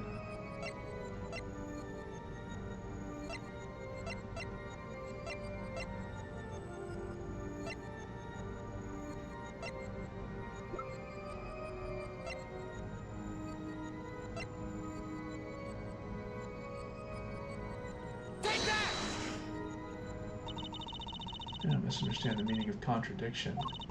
It is you who contradict, Mr. Justice. Huh? Evidence is meaningless. Oh. I thought maybe it was because she said she couldn't see it, but then how did she know he was shot? What did she say again? Why did Mr. Latouche have to be shot? That's right, that totally contradicts her testimony. Take this.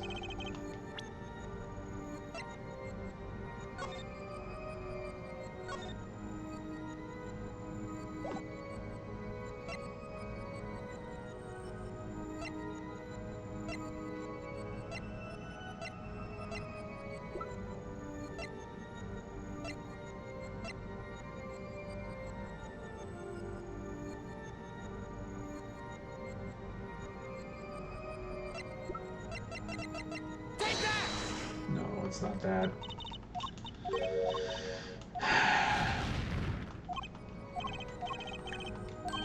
Shot.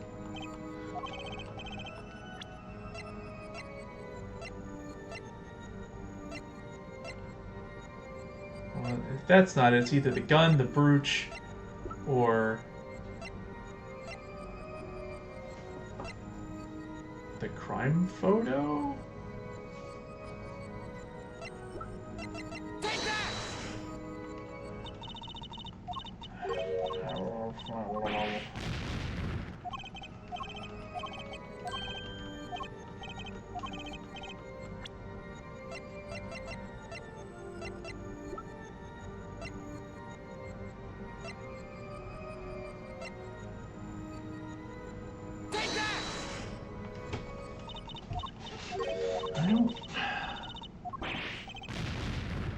Yeah, I don't know what I'm...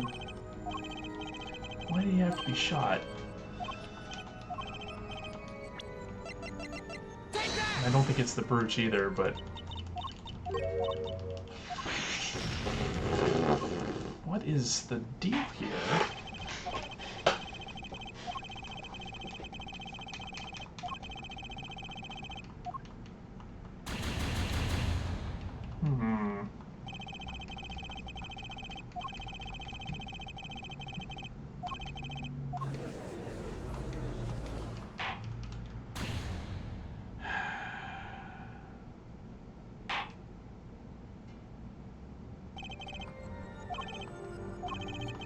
Mr. Latouche have to be shot? That's right, that totally contradicts her testimony. Take this, and I have the evidence to prove it. And that's not it. We already tried this. It's not my attorney's badge. The postcard doesn't have anything to do with it. We tried the gun, we tried the brooch. The mixing board is irrelevant.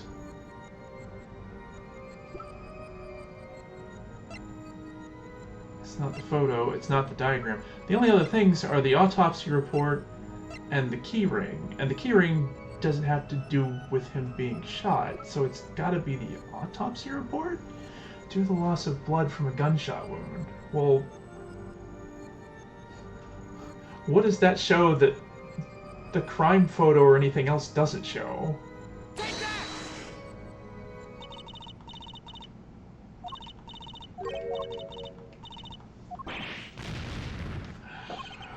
What the heck? Why do you have to be shot? The key ring?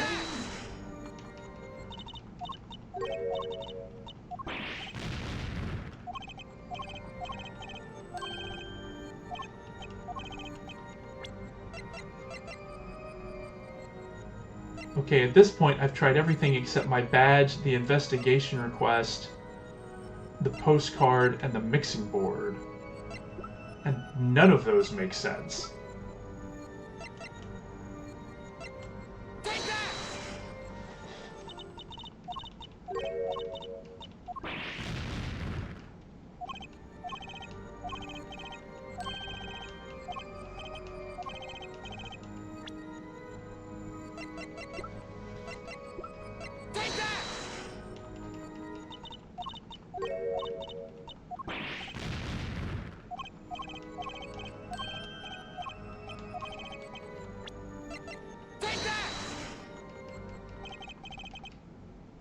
What? How did you know he had been shot? Okay.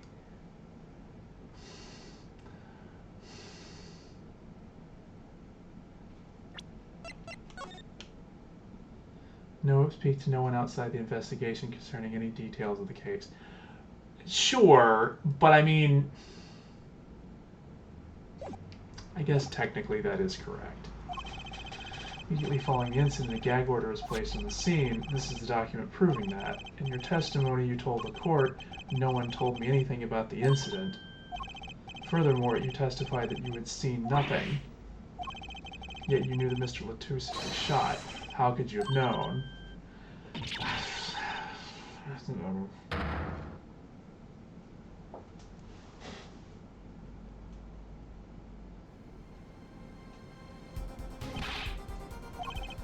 You weren't hiding something in this court, I hope.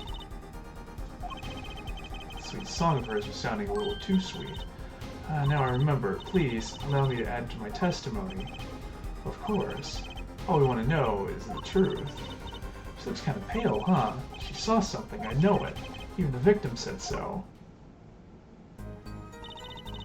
She saw bullet holes in the wall and knew Mr. Latouche had been shot.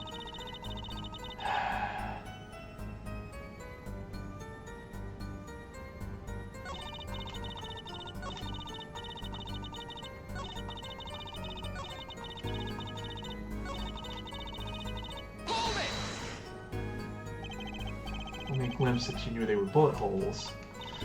I recognized them immediately. I've seen bullet holes before, you know. You've traveled the world as a singer. You must have sung in places far more dangerous than our country. I go wherever my voice is needed. Those places are many these days. It's really cool. I hope I get to travel like Glenn Aurora someday. I plan on recording my next album overseas. Their studios have a different sound, you know. Okay, so I think I know this one. Because how could she have seen them when the bullet holes are behind the door? She just opened the door and peeked in, she wouldn't be able to see behind the door to see the bullet holes. Objection! They call you the siren of the ballad, but lies are hardly becoming of such a creature. Put down worthy of our prosecutor, Mr. Justice. Such put-downs are hardly becoming of you, Apollo. Stop polishing your forehead and start polishing your character, yeah? Come on, can't I be cool for once? Observe the diagram. Lammeror, you looked in from the door for just a moment, correct? There were bullet holes in the room, yes, but they were in the wall the door is on. You see, assuming you merely glanced into the room, you couldn't have seen those bullet holes.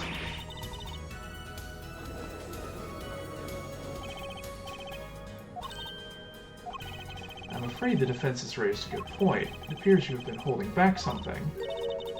And I must tell you what it is that I saw.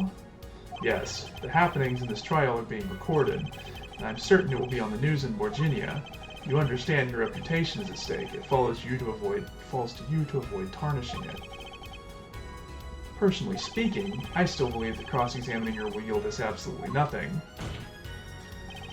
But she knew how Mr. Latouche died, and he named her as a witness. You must have seen something. Very well. Lammeror, please continue your testimony.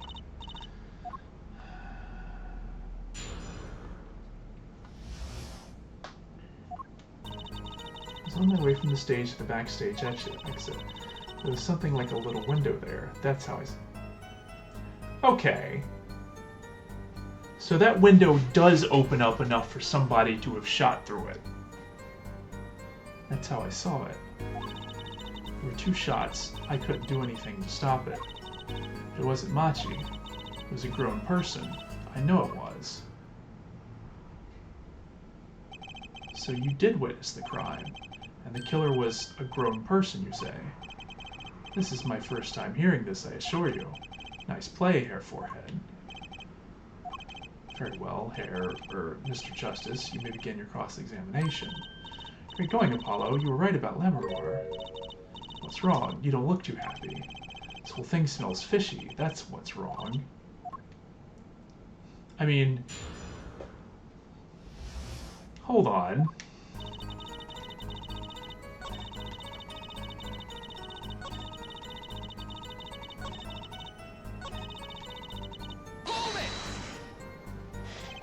A grown person? That's a little vague. I'm sorry. My skill with your language is lacking, I know. Certainly you could at least see whether the shooter was male or female. It was a man, a young man. And you're sure of that? Yes, his voice was quite clear. Looking at this diagram, it seems the dressing room was quite cluttered. It does seem likely that you wouldn't have had a clear view of the shooter. As a singer, I rely more on my ears than my eyes. When I hear a voice, I do not forget it. That voice was the voice of a man. So you heard a voice, but wait. Couldn't that have been the victim, Mr. Latouche? Absolutely not. Did I not just say that I do not forget a voice? If it was Mr. Latouche who spoke, I would have known. Indeed. So you were at the window, and you heard the shooter's voice, the voice of a young man. Oh, this is a good testimony. That proves it wasn't Machi. Indeed. If this turns out to be true, it would cast this case in a considerably different light. What is the defense's opinion of this testimony? I don't know.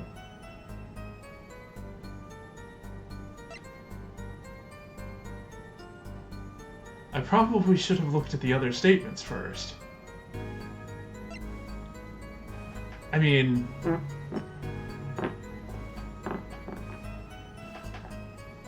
You know what? I'm going to make Gavin do the work for once. If he thinks there's a contradiction, he can point it out. Well, I'd have to say it's pretty good. Vital, even. Shows the shooter wasn't Machi. Surely you can't be serious, Herr Forehead. Why not? Lammeror, I understand why you would want to protect Machi. Now remember, you are the siren of the ballad. And lies do not become such a creature. What does the prosecution mean? Apollo, what's he talking about? No one bats an eye when he says stuff like that. I recall the state of the crime scene quite well. The state of the room? Yes, and when the murder took place, that window was closed. I find it hard to believe you could hear a voice through it. You can hear voices through windows. Come on. But I'm sure. Lammeror, I have nothing but the highest regard for your musical sense. My opinion of you as a witness is somewhat lesser. But she's the only eyewitness we have.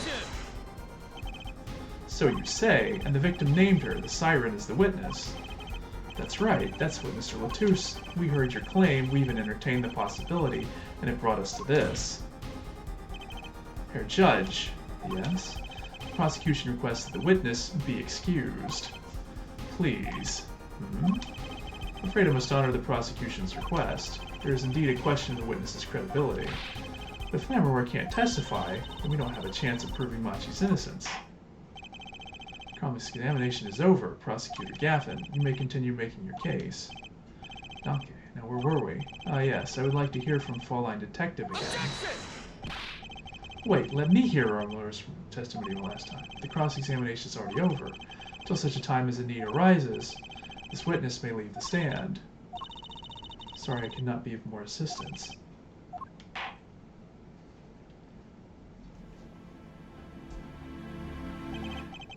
Last, back to the real trial. Ready, Herr Forehead? I hope I didn't just miss my only chance. Fraulein Detective, how far had we gotten until we were so rudely interrupted? Don't ask me.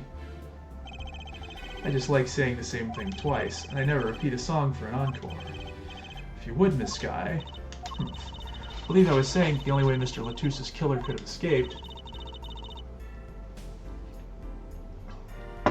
was through that air vent on the ceiling. And a witness, you, was standing in front of it. The air vent is very big, kind of limits the people who could possibly get through.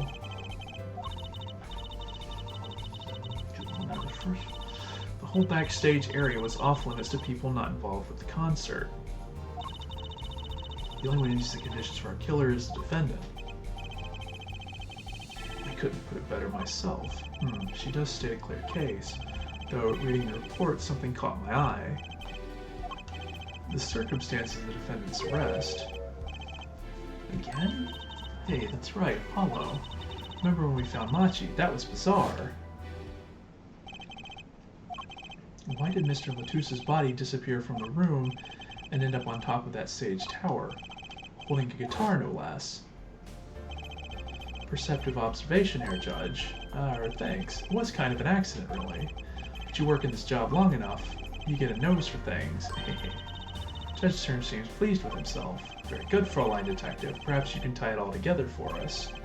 Why was the body moved? And how does that lead us to the killer?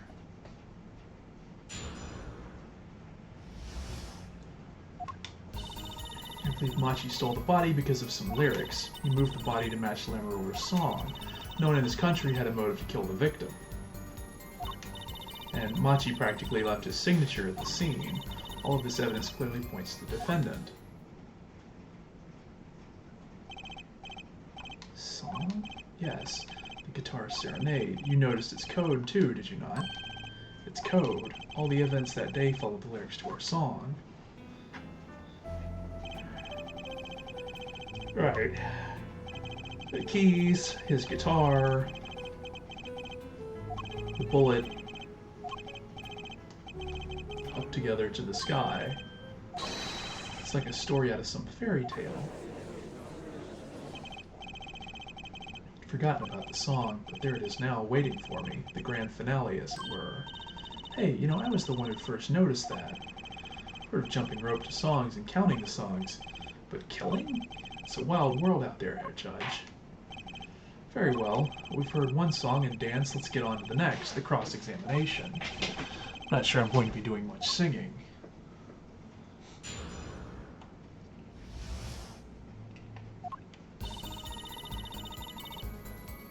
Hold it! Who would steal bodies? I didn't believe it myself, but it can't just be a coincidence. This Fraulein Detective says. Let's begin with the first verse. What? You want me to sing it? You are the witness, yeah? Or did you want me to sing? I warn you, my fee as vocalist is not trivial. The first part of the lyrics, shall we?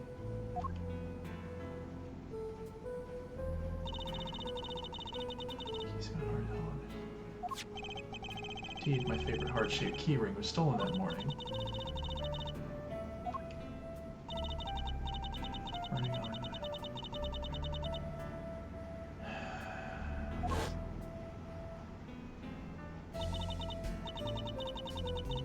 His guitar burst into flame.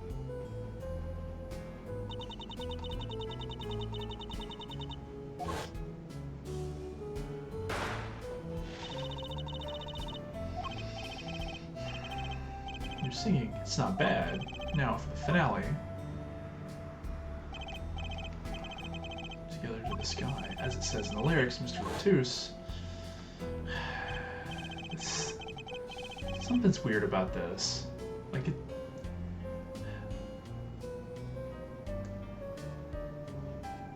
How did the kid get up there?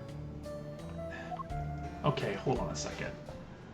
Because I don't think you can both be on the thing and lift it up at the same time. Like that, you can't do both as one person. You can't be in you can't be on the stage and operating the stage wherever the stage operation is at the same time. That concert was whack. She pours her heart into it like that. Or him anyway, the shooter. How do I do all this? Well, my scientific opinion, no clue. He clearly had a reason to go through all that trouble. Some deep reason. Not only did he steal my keys, he torched my guitar. Okay, but how did he do all that? Unforgivable acts even if he had a reason, and worse if he had none. Diva's complaints aside, I can't imagine someone doing this on just a whim. Fine detective, I take offense at that description. Indeed, it does seem too well rehearsed, shall we say. Crime was planned for sure. Motive to kill the victim. But Mr. Latouche spoke English. He may have come to this country before. I looked into that, I assure you. No. It was his first time in the country, it seems. Apparently, he learned English on his own. You see, no one here had a motive to kill him, and certainly not in such an elaborate fashion. It does seem difficult to imagine, unless our famous prosecutor did it as a publicity stunt. What did you say? Prosecutor Gavin, you did this to promote your song? Of course not, and I'm quite dismayed by the ludicrous nature of her claim. Why would I need promotion? Everyone already listens to my music. Even in my textbook at school. I never heard of him. What does that say about me? I was just kidding. Don't get all worked up, Glimmer Boy. Machi practically up to... What do you mean by his signature? The bullet holes in the wall, of course. Bullet holes. Revolver was fired twice. One shot missed and left a hole in the wall. And that means what exactly? The dressing room isn't exactly spacious. Picture the shooter facing off with the victim in there. They can't have been more than 5 feet apart. It would be difficult, almost impossible to miss at that range. Hold on. How tall is this kid, and how tall is, like, the guy? Because unless if they were... Okay, there's no way he could have done it 5 feet away from him, because for him to shoot at that angle, I mean, the kid was half his size. He would have had to have been aiming up to his shoulder, and the bullet should have hit the ceiling, not traveled across the room. Difficult to miss, you say? Very, assuming the shooter could properly aim. Can't be serious. Machi, he can't see. That's why he missed. It's the only explanation that makes sense. He used sound and other senses to fire the gun poorly. That reminds me, the monitor in that room was blaring at the time, yeah? Are the ideal conditions for tracking my sound? A blind shooter. No wonder he missed. Justice, what do I do now? Sure, there were bullet holes left in the wall. That doesn't prove the shooter couldn't see. How so? Well, there could have been a struggle with the victim. That's certainly possible. And it might have been the revolver's fault. Revolver? The revolver was a very large caliber, correct? Yeah, like... I feel like if this kid pulled the trigger, he would go flying across the room after the first draw. Like, none of this makes sense for this kid to be able to do this, much less motive. Could dislocate their shoulder. Exactly. Defendant Machi Tapaye is, as you can see, tiny. It's It's not so hard to picture him firing the gun and missing entirely. Also, it's not so hard to picture him firing the gun and being knocked to the floor. Kickback alone would throw off his aim. A convincing argument, to be sure. Take that, smug prosecution. I'm Apollo, huh? That bit about Machi being tiny, and the gun throwing off his aim. Aren't you kind of, admitting that he did it? No. It does not matter why he missed.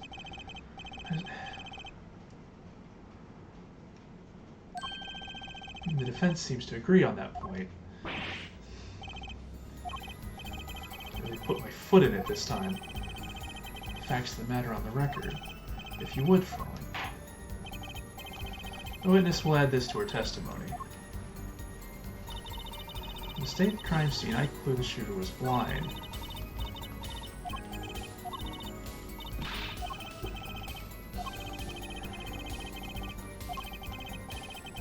It's up to me to stop him.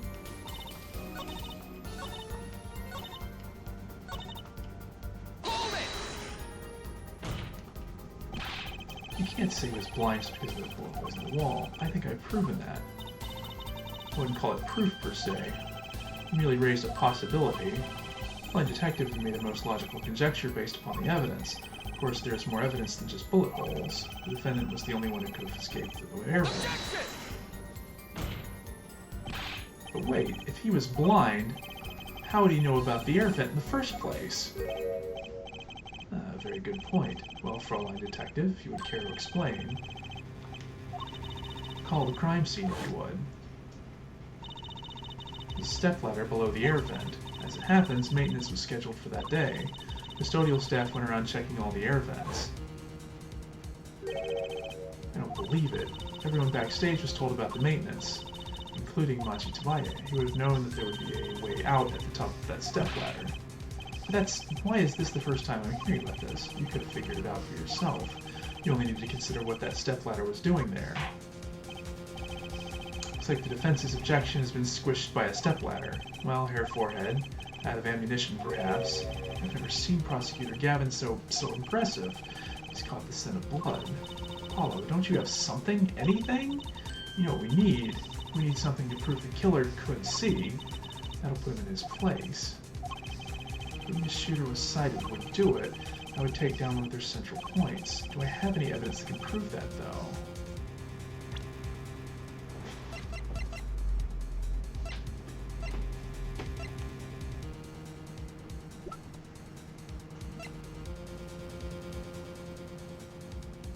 Oh! We do! I accept the prosecution's challenge. What exactly am I up against here? The prosecution is saying the shooter missed because they couldn't see. Therefore, Machi, who's blind, did it. Defense will please present their evidence.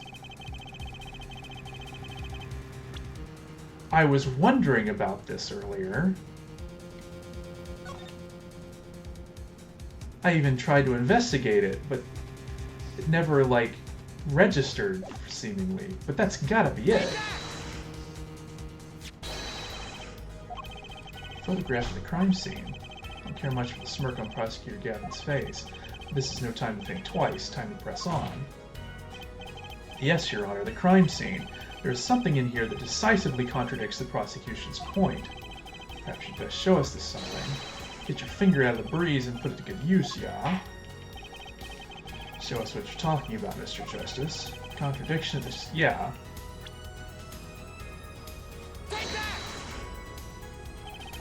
Contradiction is right here. Smeared bloodstains. I thought it was just my blurry vision. It really was blurry. The way the victim's hand is raised above his head, much like a gesture I've seen many times in this court. It's almost as if he wrote something. Aha, I get it. At least I think I get it. Get what, Fraulein? Mr. Latouche was shot, he tried to write something. And what would he write? The shooter's name. And what would he write it in but his own blood? Pretty good, huh? Thanks for making my point for me. Yes, in fact, that's what I think happened here. That does seem to be a distinct possibility. The victim wrote the killer's name. It's certainly a logical conclusion. Drat, I just wish it wasn't all rubbed out like that. Of course it's rubbed out. Why, if I were a killer... I certainly wouldn't want to leave my own name behind. Neither would I.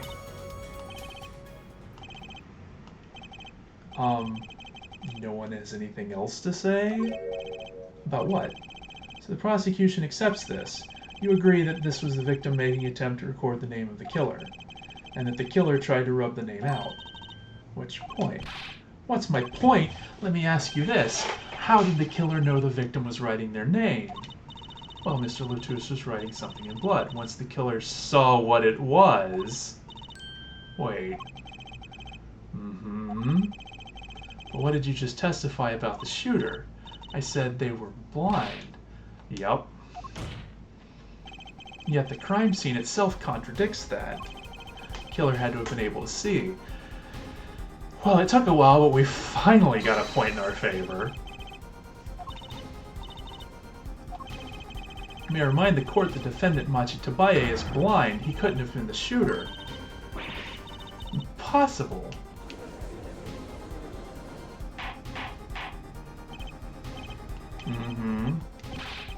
Prosecutor Gavin, please explain to me what all this means.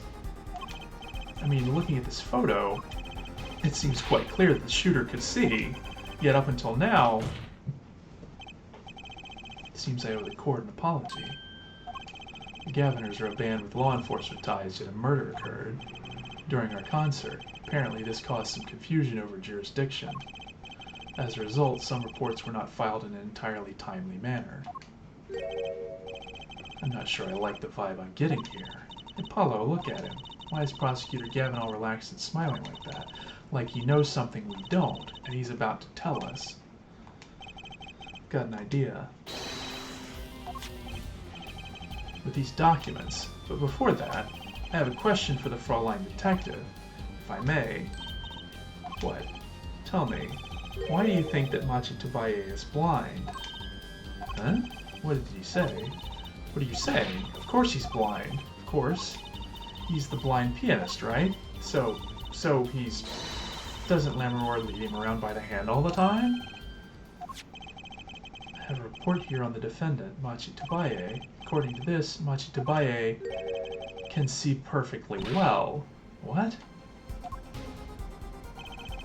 His blindness was merely a publicity ploy by those clever Borginians. He can see quite well. But you said... What did I say exactly? Your forehead, not once in the course of this trial have I claimed the defendant was blind. The only one who did that was Fraulein Detective. But that's a significant fact, yes. Consider Machitabaye sees, and he was the only one who could have fled through the rear vent. I see no problems with this.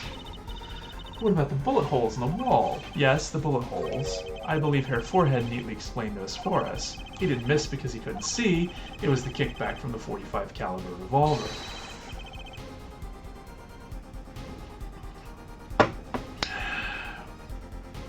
Okay, he's played this exceedingly well, I'll admit. I still feel like the kid would have been knocked over trying to fire that thing. But, alright. How's that? I'm afraid your objection has just flown off for brighter skies. This is where the real fun begins, Herr Forehead.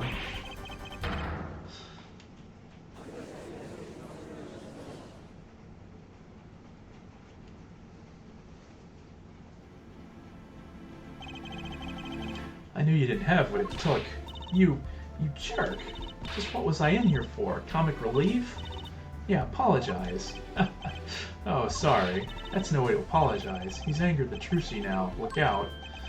If we can please end the bickering. Now. Whatever. I'm not leaving. I can't leave like this.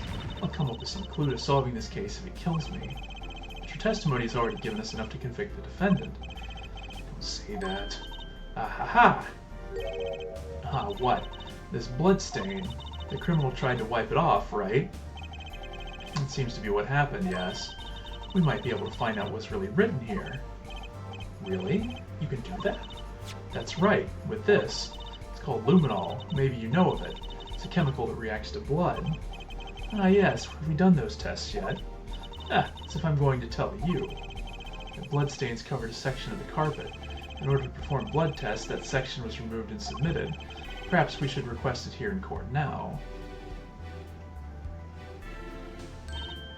Right, go for it, Apollo. I have to do the test? You just have to spray them. We're even doing this in court case in the middle of trials now. Chemical that reacts to blood. I've heard of this somewhere.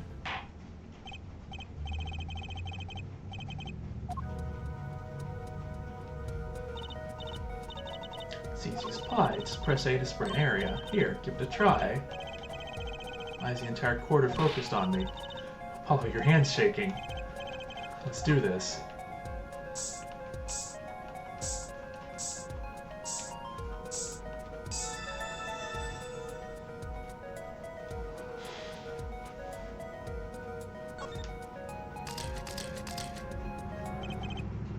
Wow, it really works.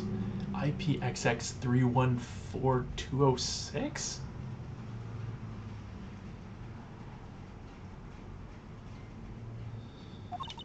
This must be the power of science. It says IPXX 314206. Is that the killer's name?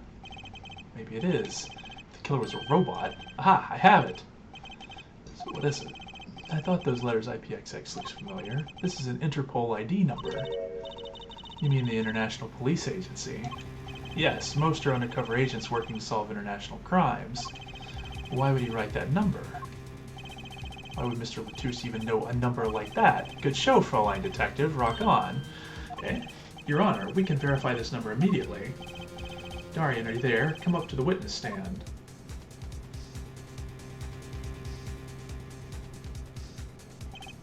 Darian, you heard what we need. Go check into this Interpol ID number. Sure thing. Give me 30 minutes. No, give me 27. Not sure what to think of all this. Prosecution's case is airtight, or so it seems, yet if this number is really that of an Interpol agent... Oh wait, I know. What if Machi Tobaye is really an undercover Interpol agent? That would be a possibility. Possibility, yes, and one that would mark him as the killer for certain. Why did Latouche know an Interpol ID number? That's what I want to know. Well, we have some time while we wait Darian's report. Let's work on unraveling another mystery, shall we? Curious mystery concerning Machi Tobaye. What are you talking about? Fraulein Detective, please accept my apologies. I received word the defendant could, in fact, see just before the trial began. It seemed too much of a bother to tell you. You had me until that last bit. Does not raise a rather straightforward question. Well, sure. Why did Machi pretend he couldn't see? Exactly. Makes little sense. What do you think, Hair Forehead? Machi Tobaye pretended he was blind. Do you know why? How could he know? Wait. Prosecutor Gavin knows why, doesn't he? He's known from the start of the trial. He's been leading us on the whole time. Something wrong? Do you think, perhaps, this is all some kind of game?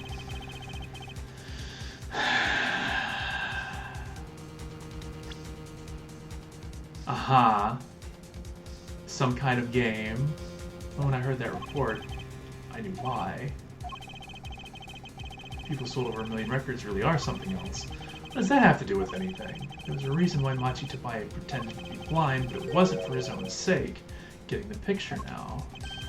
Was it for himself? Well, Mr. Justice, can you present evidence that shows us why the defendant had to feign blindness?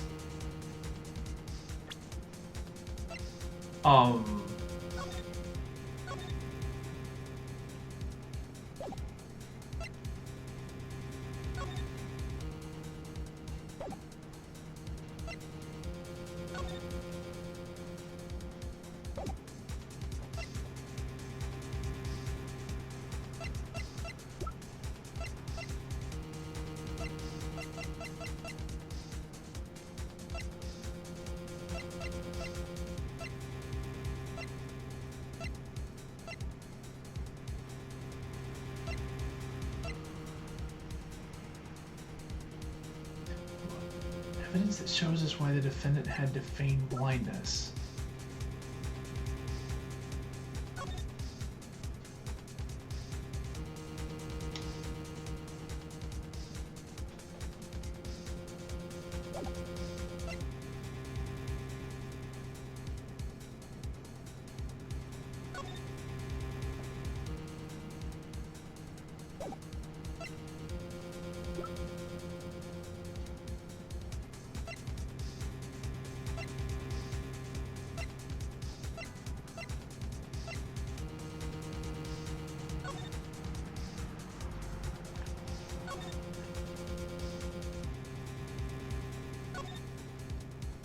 I don't know. I have no idea. Her forehead, I'm disappointed in you. Unless you're merely feigning stupidity, yeah? Keep it up, wise guy. Call the relationship right. In particular, their arrangement over the years before visiting our country. Right. To walk around together. Her pianist, they would always walk together, she leading him by the hand. Even when they got on stage, she would lead him to the piano. She would walk all the way over there with him. That's right, because he was blind, or so we thought. She led him at all times. All times. Yet we now know that Machi could see perfectly well. Why keep up the charade? Wasn't it part of their performance? Yeah, that's the only thing I can think of. There was a simpler explanation, Air Judge. Machi did not need to be led by the hand at all, which means...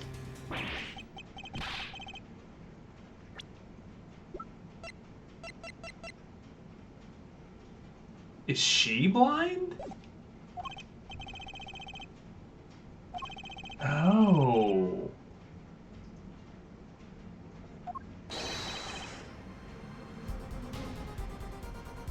Huh.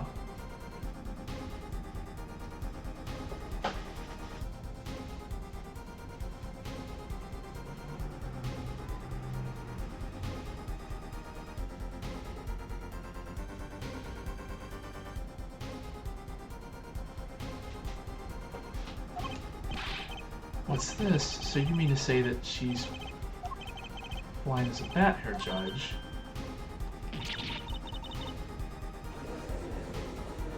Okay, so that's why her testimony about being able to see through the window is completely, like, bogus.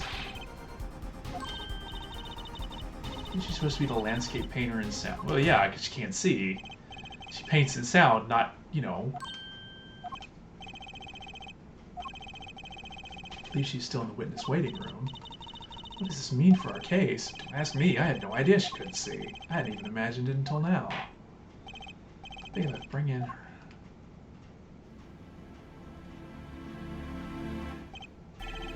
It pains me deeply to call you before us again in this way, and yet I must. Please, do not be concerned on my behalf. Those eyes, she really can't see. Really? It is true. How funny it is that a tiny lie born in the Borginian countryside would one day grow to entangle the entire world. So you are, yes, as I mentioned before, I have no memory of the time before I became Lamoureux. Know, too, that my memories begin in darkness. The word light has no meaning for Lamoureux. See, you recall me saying something toward the beginning of this trial. What's that? I believe I said it was unfortunate this crime had no direct witnesses.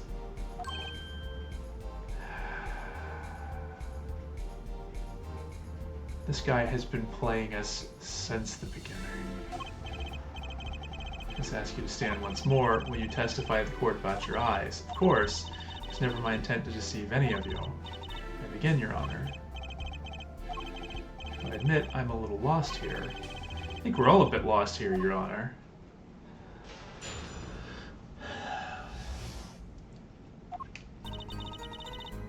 Remember the light I debuted in a world of darkness as sound. Piercer came up with my PR line before he knew this.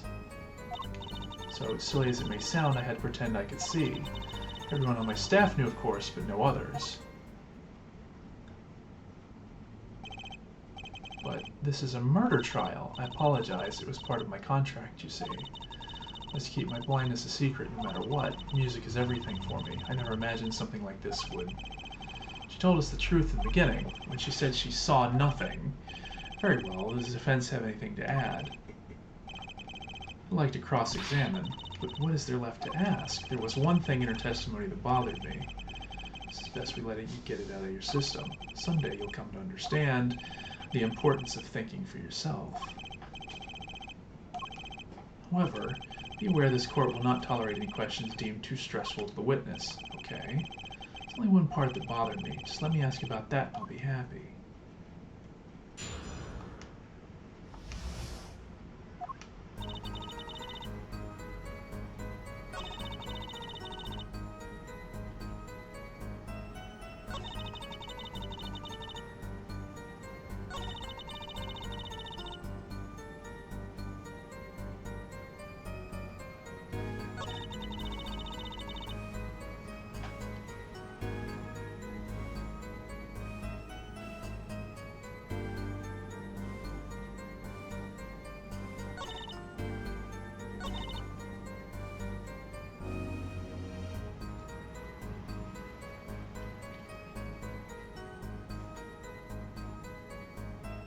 I mean, I guess that makes sense.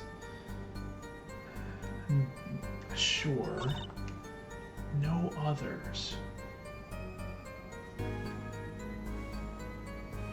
My staff. Hold it! When you say your staff, do you include Mr. Latouche? Of course, he was my manager. So he knew, and that's what's been bugging me. No matter, Mr. Justice. I believe I know what is bothering our young defense attorney. You were thinking of when you discovered the body, yes? Is he right, Apollo? Yes, I was. He's alive. Mr. Latouche, can you hear me? He's so cold. Witness, you're cold? Don't worry, you're going to be fine. Help is on the way. Can't see. Hang in there. Choose who is the witness. The witness is Siren. Julius told me to ask the witness, and he named you. Why would he do that? He knew you were blind. I don't know. Tisk tisk. What did I just say? You need to learn to think for yourself. Meaning what? There's no mystery here if you recall everything he said. Think of his last words once more. The witness, Siren. We've heard them many times along with a little play acting by our defense. I remember them well myself, but that statement is not to what I prefer. I mean what he said before that. Before that act.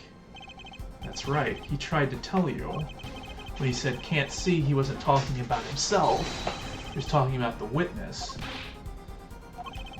Too bad the defense did not. Well, Hair Forehead, try relaxing and looking at the facts first next time.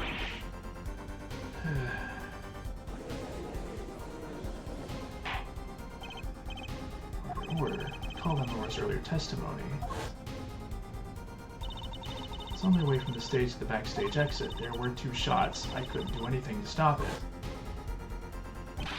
But she couldn't have heard those gunshots. I thought we proved that. That is not the most important point here. The moment he was shot, Mr. Latouche witnessed her through that window. Why else would he have named her as the witness?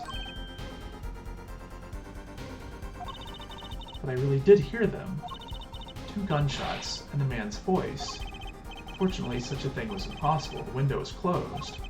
We've already run a simulation, of course. It was so clear. If I heard that voice again, I would know it in an instant. Your Honor, what is it? Bailiff, can't you see we're in session here? We have the results back from the investigation. Investigation? Ah, the Interpol number that Mr. Latouche left us. Well, let's hear it. We will continue this cross-examination afterward. Detective Crescent, your report, please.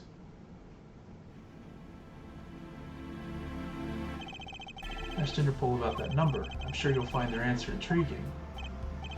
Quick work as always, Darian. Well, tell us about the number. Is the defendant a secret agent?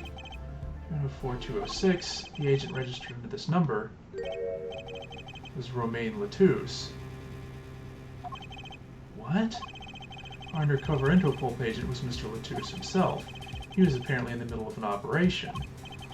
So when he wrote those letters, he was trying to tell us his own identity, and a cautious killer tried to wipe them away. Mr. Latouche was an undercover Interpol agent, so him being Lamoureux's manager was just a cover, most likely. There's one other important detail I found. Well, out with it. A .45 caliber rifle with a murder weapon. Apparently it belonged to Romain Latouche. He had an Interpol permit to carry firearms, and the registration number on the revolver matched, so the victim was killed with his own weapon, which makes sense. It's hard to imagine someone who was an Interpol agent with such a large revolver. So the victim was an Interpol agent on an undercover op. I wonder how that ties into everything. It's got to tie in somehow, you'd think. Yeah, somehow. Thanks for looking into that for us, Detective Crescent. It's a great help. Oh, no problem at all, Your Honor. I'll be heading out.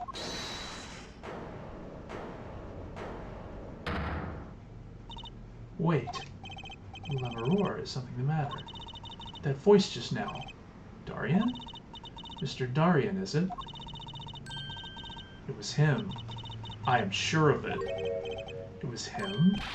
You aren't saying that voice I heard talking to Mr. Latouche when I heard the gunshots fired. It was him. It was Mr. Darien. Is this some kind of a joke? What? No way.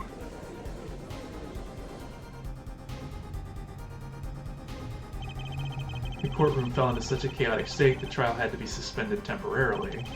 I'd never seen that happen before. Of course, it's not every day that you get an accusation like that one. Lammermoor fingering Darien Crescent, not only is he a guitarist, he's a detective. Could it really have been his voice Lammermoor heard? Things were changing fast, and frankly, I wasn't sure I could keep up with it. Hey, they're whipping out now, Apollo. Huh.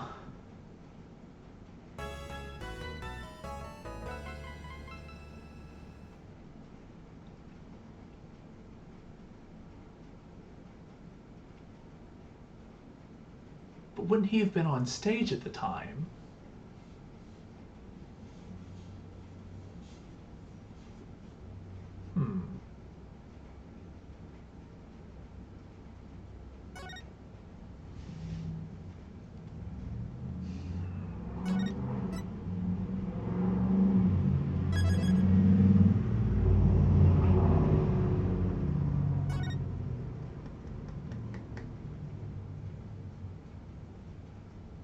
So many things about this case don't make sense. I think maybe I can keep going for one more. Looks like it'll be maybe another hour. Yeah. Hey, Apollo. What? Well, you know, actually nothing. I mean, something, or maybe not. Out with it. The suspense is giving me an ulcer. Well, you know, the trial today, I was thinking, if you gave it a score, what score would you give it? Gee, I guess I would, or maybe, well, I'm just as bad as you. It's so vague, clearly. Machi avoided a guilty verdict, which is something, though I can't say I'm any less confused about the case. I asked Interpol about that number.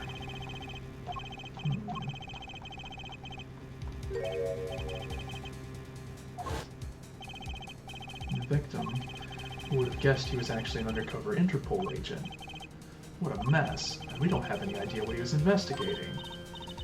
We know who shot him now, and we're told the whole court.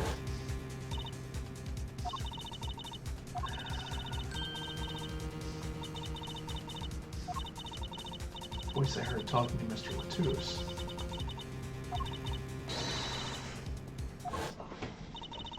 It's another mystery.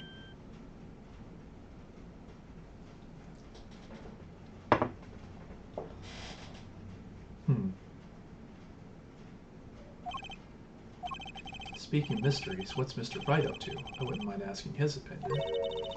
Not to mention, I haven't seen Daddy around. What, is he some kind of stray that just wanders in and out at will? I wouldn't say that, but he has been going out a lot. Some top-secret mission, he said. Top secret? Anyway, you can't just rely on him to save the day. And you've got me to help you. We'll be fine. Fine, right. Well, time's a-wasting, as they say. Let's investigate. That's the spirit.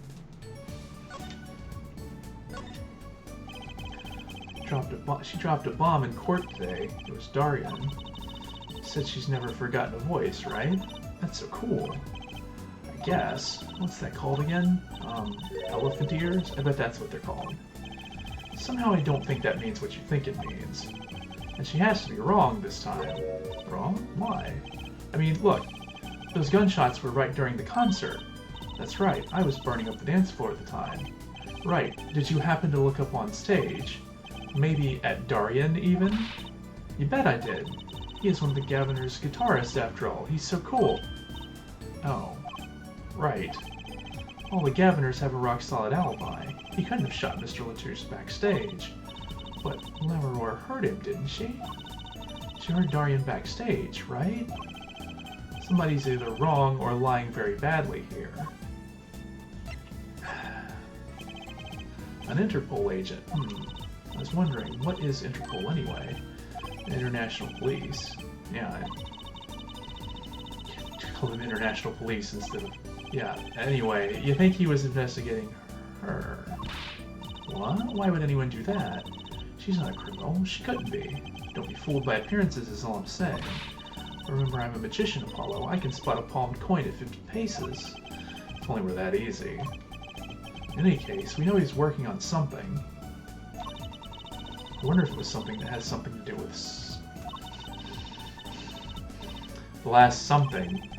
Yeah. Frankly, the whole thing is making my head hurt. What's Mr. Latouche up to? What's that? Clavier? Another one of your tricks? It wasn't me. You can't even make Mr. Hat laugh like that. But the mundane gives way to miracles. Oh, right. Who the heck are you? Samurai. Just made some miracles. A word is whispered.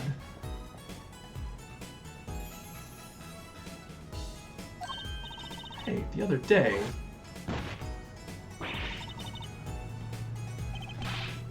What's there?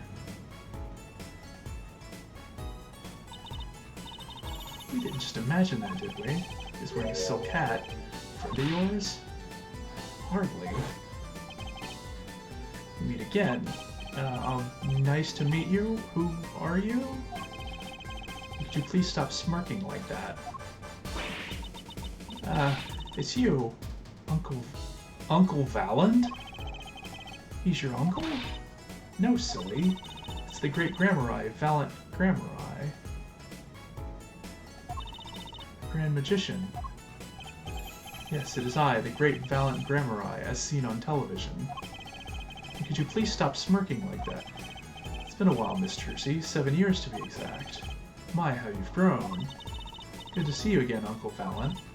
You look exactly the same. I hate to intrude, but what is a great magician doing paying us a visit? I believe it was you who wished to see me. So be quick with your questions. And do not quail, quake, or quiver. I'm quite tame. Though my stardom may sear the sight, I'm quite down to earth when need calls. He does have a certain aura to him, it's true. Let's ask him about the case, Apollo. His aura sure isn't lost on a magician in the making. She's practically drooling with enthusiasm. After all, Uncle Valant's one of Daddy's best friends. That's why I call him Uncle. What? You mean Mr. Wright? No, I mean my real daddy. Trucy's real father. Well, hold on a second. Once upon a time, Troop Grammari included 2 Grand Magicians. Myself, Valant Grammari, and my partner, Zack Grammari. And this Zack he was my real daddy. Trucy's father, a magician. I guess it makes sense. So, yeah. I had no idea. Wasn't much point in talking about it, not now that he's gone. Oh, I'm sorry. No, it's okay. I'm not lonely. Got my daddy, after all. You make me laugh, Apollo. Not that I'm good for comic relief, at least. Not that I see Daddy around much these days. So, yeah. She was adopted. Wait, Apollo? Don't tell me you don't know about Troop Grammari. Grammari. Okay. Grammari. It does sound kind of familiar. Oh, lost life, lamentably listless lad. Do not know of the greatest troupe of magicians on the planet. Valant Grammari. The name began to surface in my mind. It's a name I'd heard on television as a child. You bet you've heard the name. He made a cruise ship disappear and blew up an amusement park. Oh, and he made all this gold disappear from a safe. And then escaped from a high-security prison. You said he's a magician? Not a criminal? And locks to hearts chained by mediocrity. This is the true miracle of Troop Grammari. Wait. What, Apollo? I do remember seeing you on television, a long time ago. Were you with someone else? Like a duo? A duo, yeah. You had a partner. Something Grammari. Yes, Zack. Masterful maker of magic and a capable crafter of shining showmanship. Why is everyone so quiet? Daddy... oh, no, what? Yeah. been remiss in remembering my reasons for my visit. 2, in fact. The first being, of course, to see you, Miss Trucy. You don't know how happy I am to see you again, Uncle Valiant. I'm sure you are. Not one for modesty, are you? When I encountered you at the Colosseum, first time in 7 years, I could fain not contain my emotions, this wept oceans. And to learn now you defend that poor pianist, that blinded boy, which was a hot topic of talk amongst the staff, you know. And defend him you did. Well, it wasn't all my doing. I'm his defense attorney, actually. The other reason for coming here today was this. That's a videotape. Quite so, recording the concert, no less. I brought it for you, Trucy, on behalf of Troop Grammary. Will you watch it?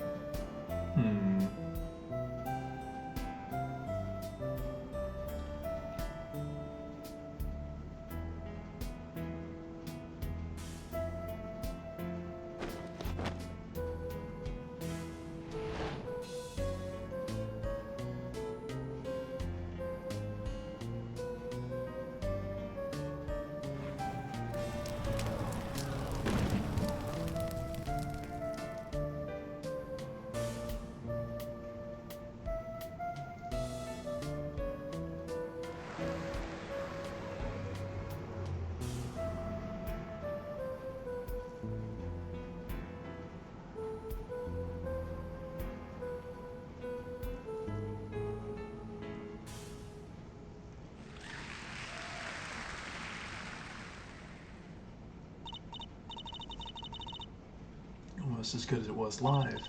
So what's the word? Mysterious? Some more mysterious things in her song going on. Way more mysterious. Valiant Grammary has good reasons to be here today. Does he? I kind of want to know what he was doing at the crime scene last night with no alibi. Maybe at that concert.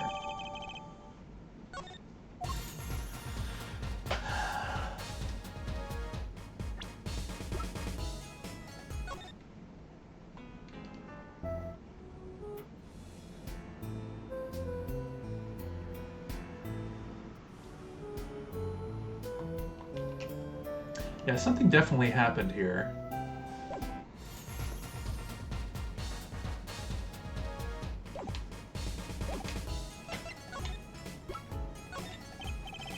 Just wondering. Just in the middle of the song there. Her vanishing and reappearing. Yeah. So young to be so jaded. Simple sleight of hand, a petite prestidigitation.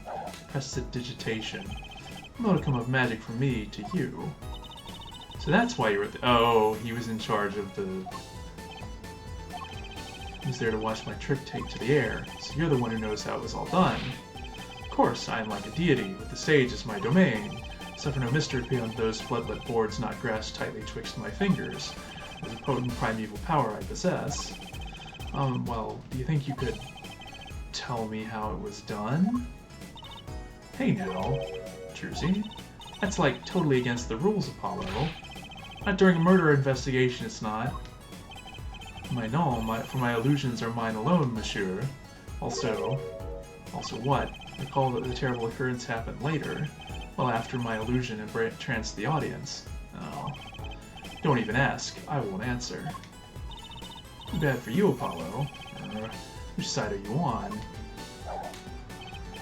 I, Valiant Grammary, now make my leave, Miss Trucy. There's no need to rush, Uncle Valiant. You should stay a while. I'm afraid I cannot. I may not. I shall not. I've been asked to assist with an analysis, and so I shall slink back to the scene. So you'll be at the concert venue today. Correct.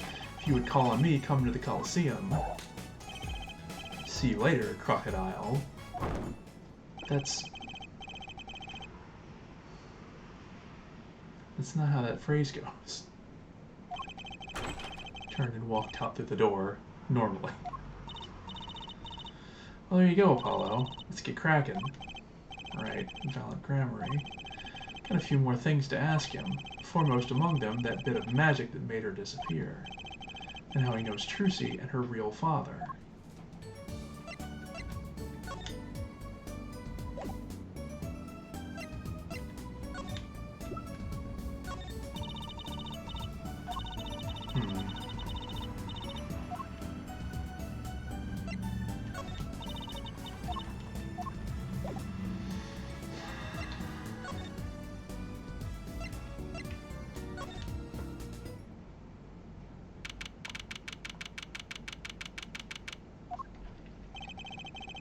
He may not be guilty, but he's still a suspect. I don't have any decisive evidence. Yeah, but only someone as small as him could have gotten out of that room.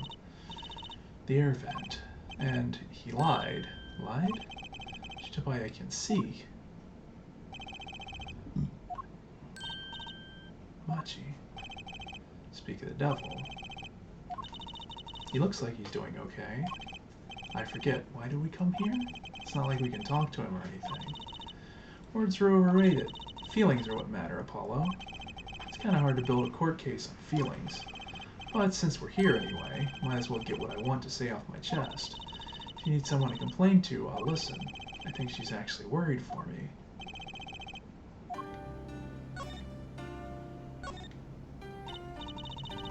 What did you think of the trial today? Glad he doesn't understand English after all. If he did, he would have been scared out of his mind by that trial. Hey, all's well that ends well. You have to be more goal-oriented. If he's innocent, we win. No, if he's found not guilty, we win. Machi might not understand English, but I bet he gets that better than you do.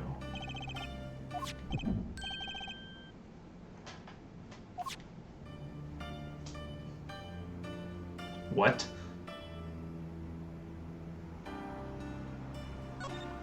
Hold on.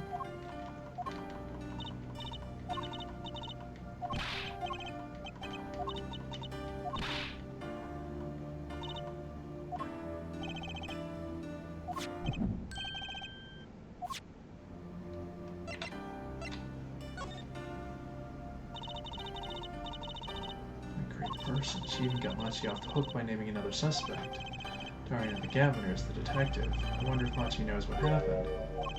I mean, if he could follow how the trial went at all. If no one told him there's a new suspect, how would he know? What is it, Apollo? No, it's nothing. I don't think it's nothing. It's just, I couldn't help but feel that, I don't know, Machi, he doesn't understand what we're saying, right? How could he? He's a young Virginian. He doesn't speak English. Yeah, but my bracelet is reacting to him. Maybe it's malfunctioning? Or it's scared because you keep making those I'm so mad faces. Is it that bad? Machi lied about not being able to see. What if that's not all he lied about? If you're curious about it, there's only one thing to do. You should ask him. It'll take something big to get him, some kind of undeniable evidence. We'll be back, Machi.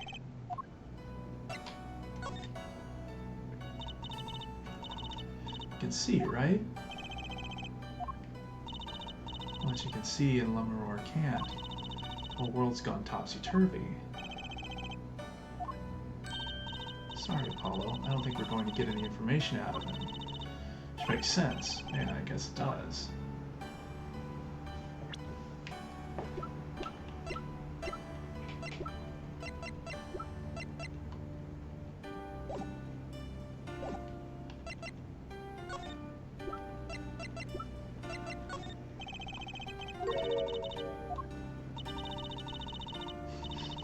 You're a very beautiful, fair maiden. This is why I never trust a translator.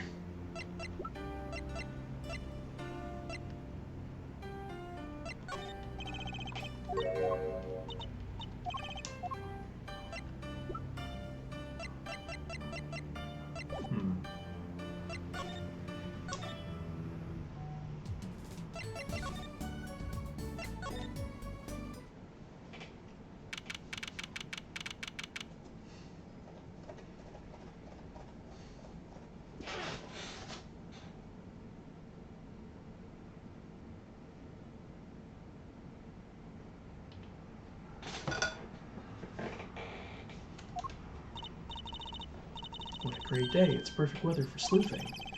The weather matters for an investigation. Don't some days just feel like magic days or defense days? Sure, let's get started, shall we? Right on. Show us your stuff, Apollo.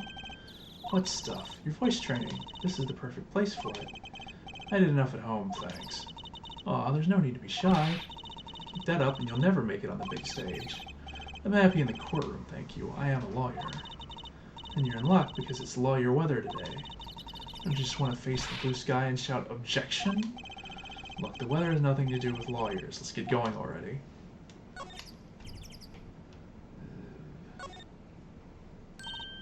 A blimp. Balloons next to it have sponsor ads on them. Let's see. Big sale. All shirts 50% off.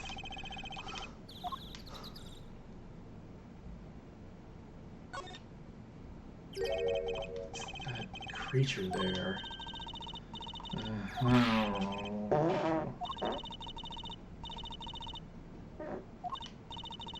And Law and Order has a mascot. I'd run from that thing even if I wasn't a criminal. Why does its head wobble like that when it walks? It's freaky. No, I think Apollo has the right idea in this one.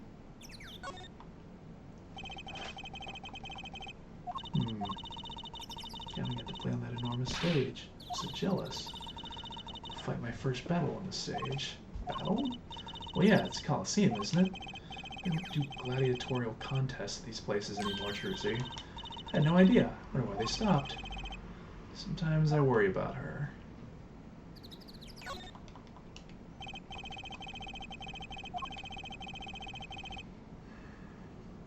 Giant prosecutor, Gavin. Maybe I can take you to the office when they're done with it. Where would you put it? You couldn't even get that thing through the front door. No, put it outside. I bet it'd be good for business. As long as no one comes expecting us to prosecute. Well, if anyone comes looking for a concert, leave it to me. Is this part of some twisted plan of hers to make her singing debut, I wonder? Alright, I don't think there's anything particularly important out here.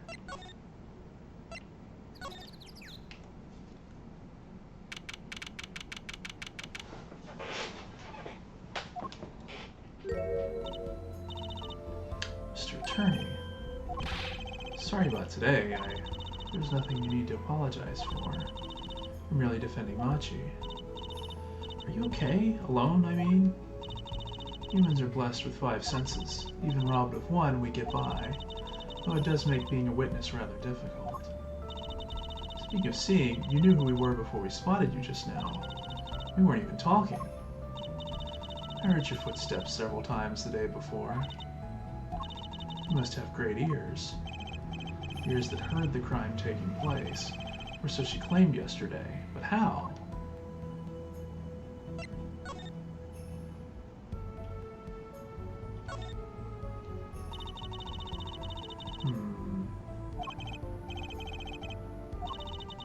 I want to pick it up. Make a cool souvenir. No.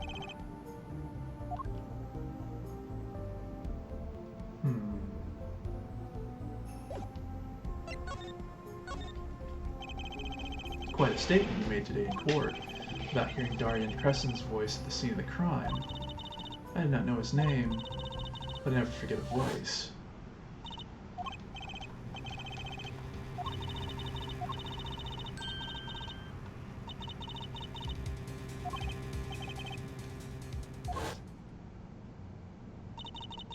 As I said in court, I was on my way backstage from the stage. That is when I heard his voice. I'm guessing Darian and Mr. Latouche were talking about something. The next moment, I heard those gunshots. Why didn't you call security? To be honest, though the noise was quite frightening, I never imagined the gunshots might be real. And I was in quite a hurry myself. I left the scene at once. So it really was Darian's voice that she heard. Yeah. She certainly thinks it was.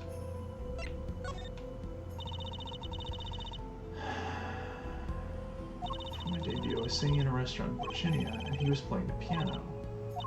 He was very kind to me when he learned I could not see. That's when he started playing opposites. Him pretending he couldn't see. It wasn't then. That began after our major debut, after it became known as the landscape painter in sound.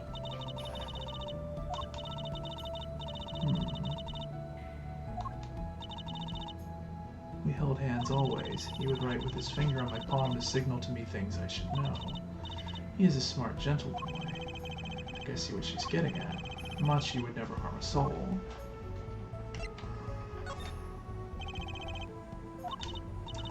Mr. Latos. So he had no idea. Of course not. No one did. Yes, that's what it means to be undercover. Someone was after him. They had to know who he really was. Why did he pose as my manager? I don't understand. I can only assume that he was investigating me, but why? Makes you think that. Perhaps it is not so, but I cannot deny the possibility. Well, who else would he be investigating?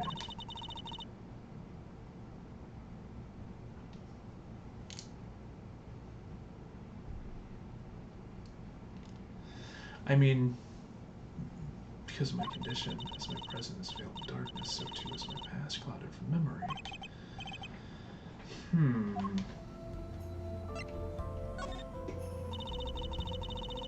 Darkness that I fear is not the darkness that I see whenever I open my eyes. The real darkness lies in my heart. I have no memory of the time before I became Lemuror. I went from darkness into darkness, you might say. Singing in a restaurant those days. What was it that she said about not being able to remember the light? I do not know my past. Perhaps I committed some terrible crime in my past. Everything before becoming Lemuror is lost to me. But I don't think you. I can think of no other explanation. Why else would an agent of Interpol approach me? You think your past might be related to this case? In a way, that seems really unlikely to me. I mean, you're such a sweet person. I thank you. Machi too tells me this often when I fear who might have been.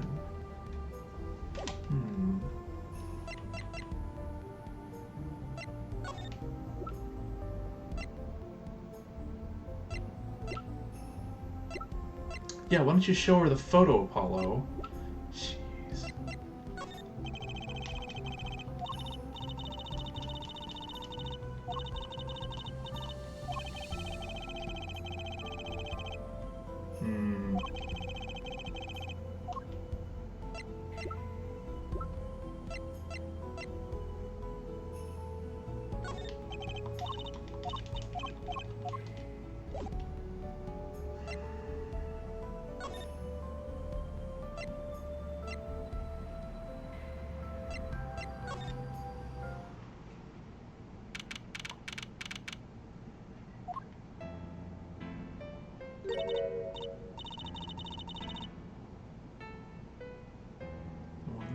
Singing. Yeah, you're right. The guitar serenade. I'd love to do a show on stage like this.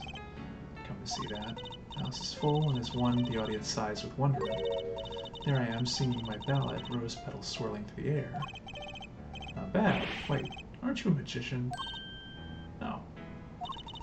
That's right, I was a magician, wasn't I?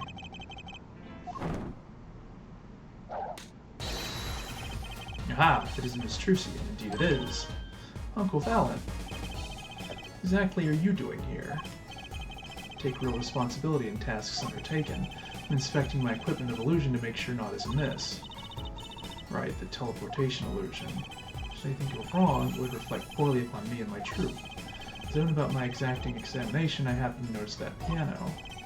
And I remembered that fair lady's melancholy melody. Uncle Valen can shed some light on this whole thing for us. Well, I doubt he's going to tell us that. Right. Local prosecutor petitioned my performance. Make her disappear like a dream. There are none of the convenience of a stage built for sorcerer's acts.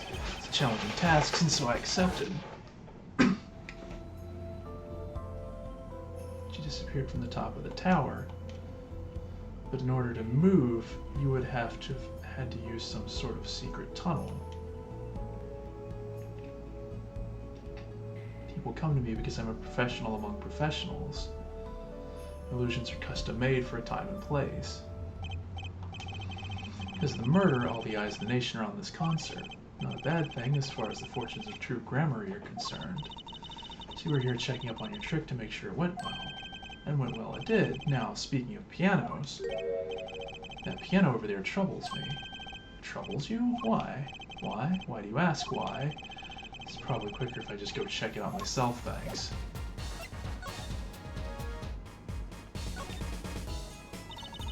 It's one big piano. Never actually played one. Should get Mr. Wright to teach us. He can't play either. Kinda feel bad for the guy now. Now's my big chance. Stand back. This could be the debut of a prodigy. Ew. Did you make that noise just now? Try it again. You know, I think something's stuck on the piano. Huh. This was stuck between the strings. Some kind of switch. Someone must have thrown this into the piano.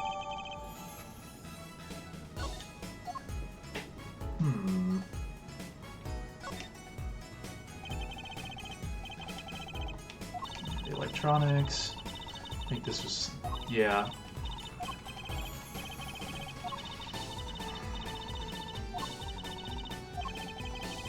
These eggs look kind of expensive.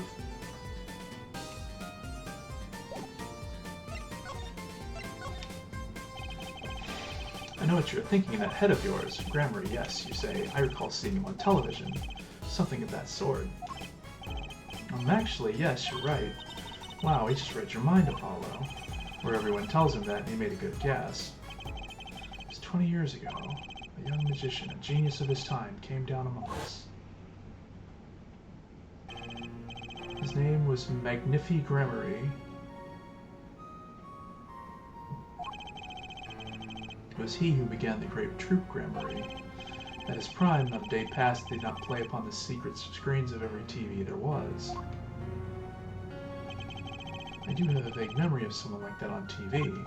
Yet several years ago, that time came to an end. My troupe pulled the Vanishing Act, yes.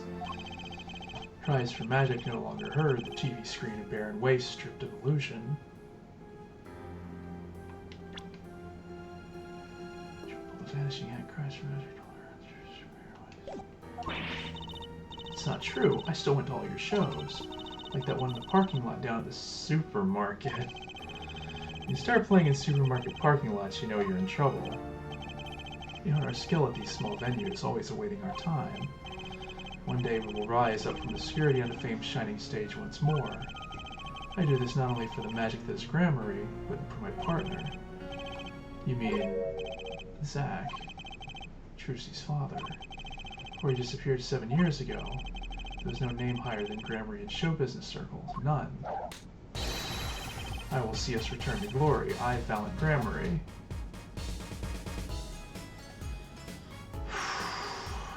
Okay. Unfortunately, as much as I'd like to keep going, I think my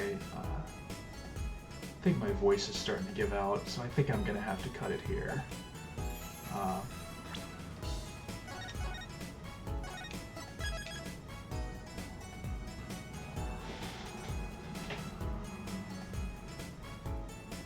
Yeah, I could already tell there was a couple of lines I was skipping over if they were repeats or didn't seem too important. But, yeah. I think that's a sign that I need to take a break. But that's fine.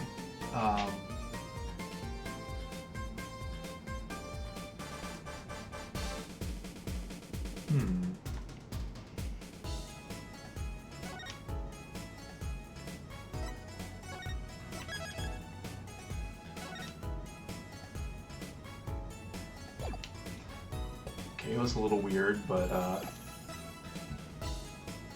yeah, I think I'm going to call it here. I hope you enjoyed the stream.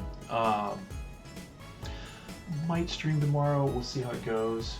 I might be able to or might not. I'm not sure what's going to happen, but if not, hopefully it won't be too long before I get to stream again. We'll get back to finishing up this case. Might be able to get to the next one if I have enough time. But if nothing else, you know, the streams will be up on video, so you can always catch them then. But anyways, that's me signing off for today. Have a good evening, and catch you next time.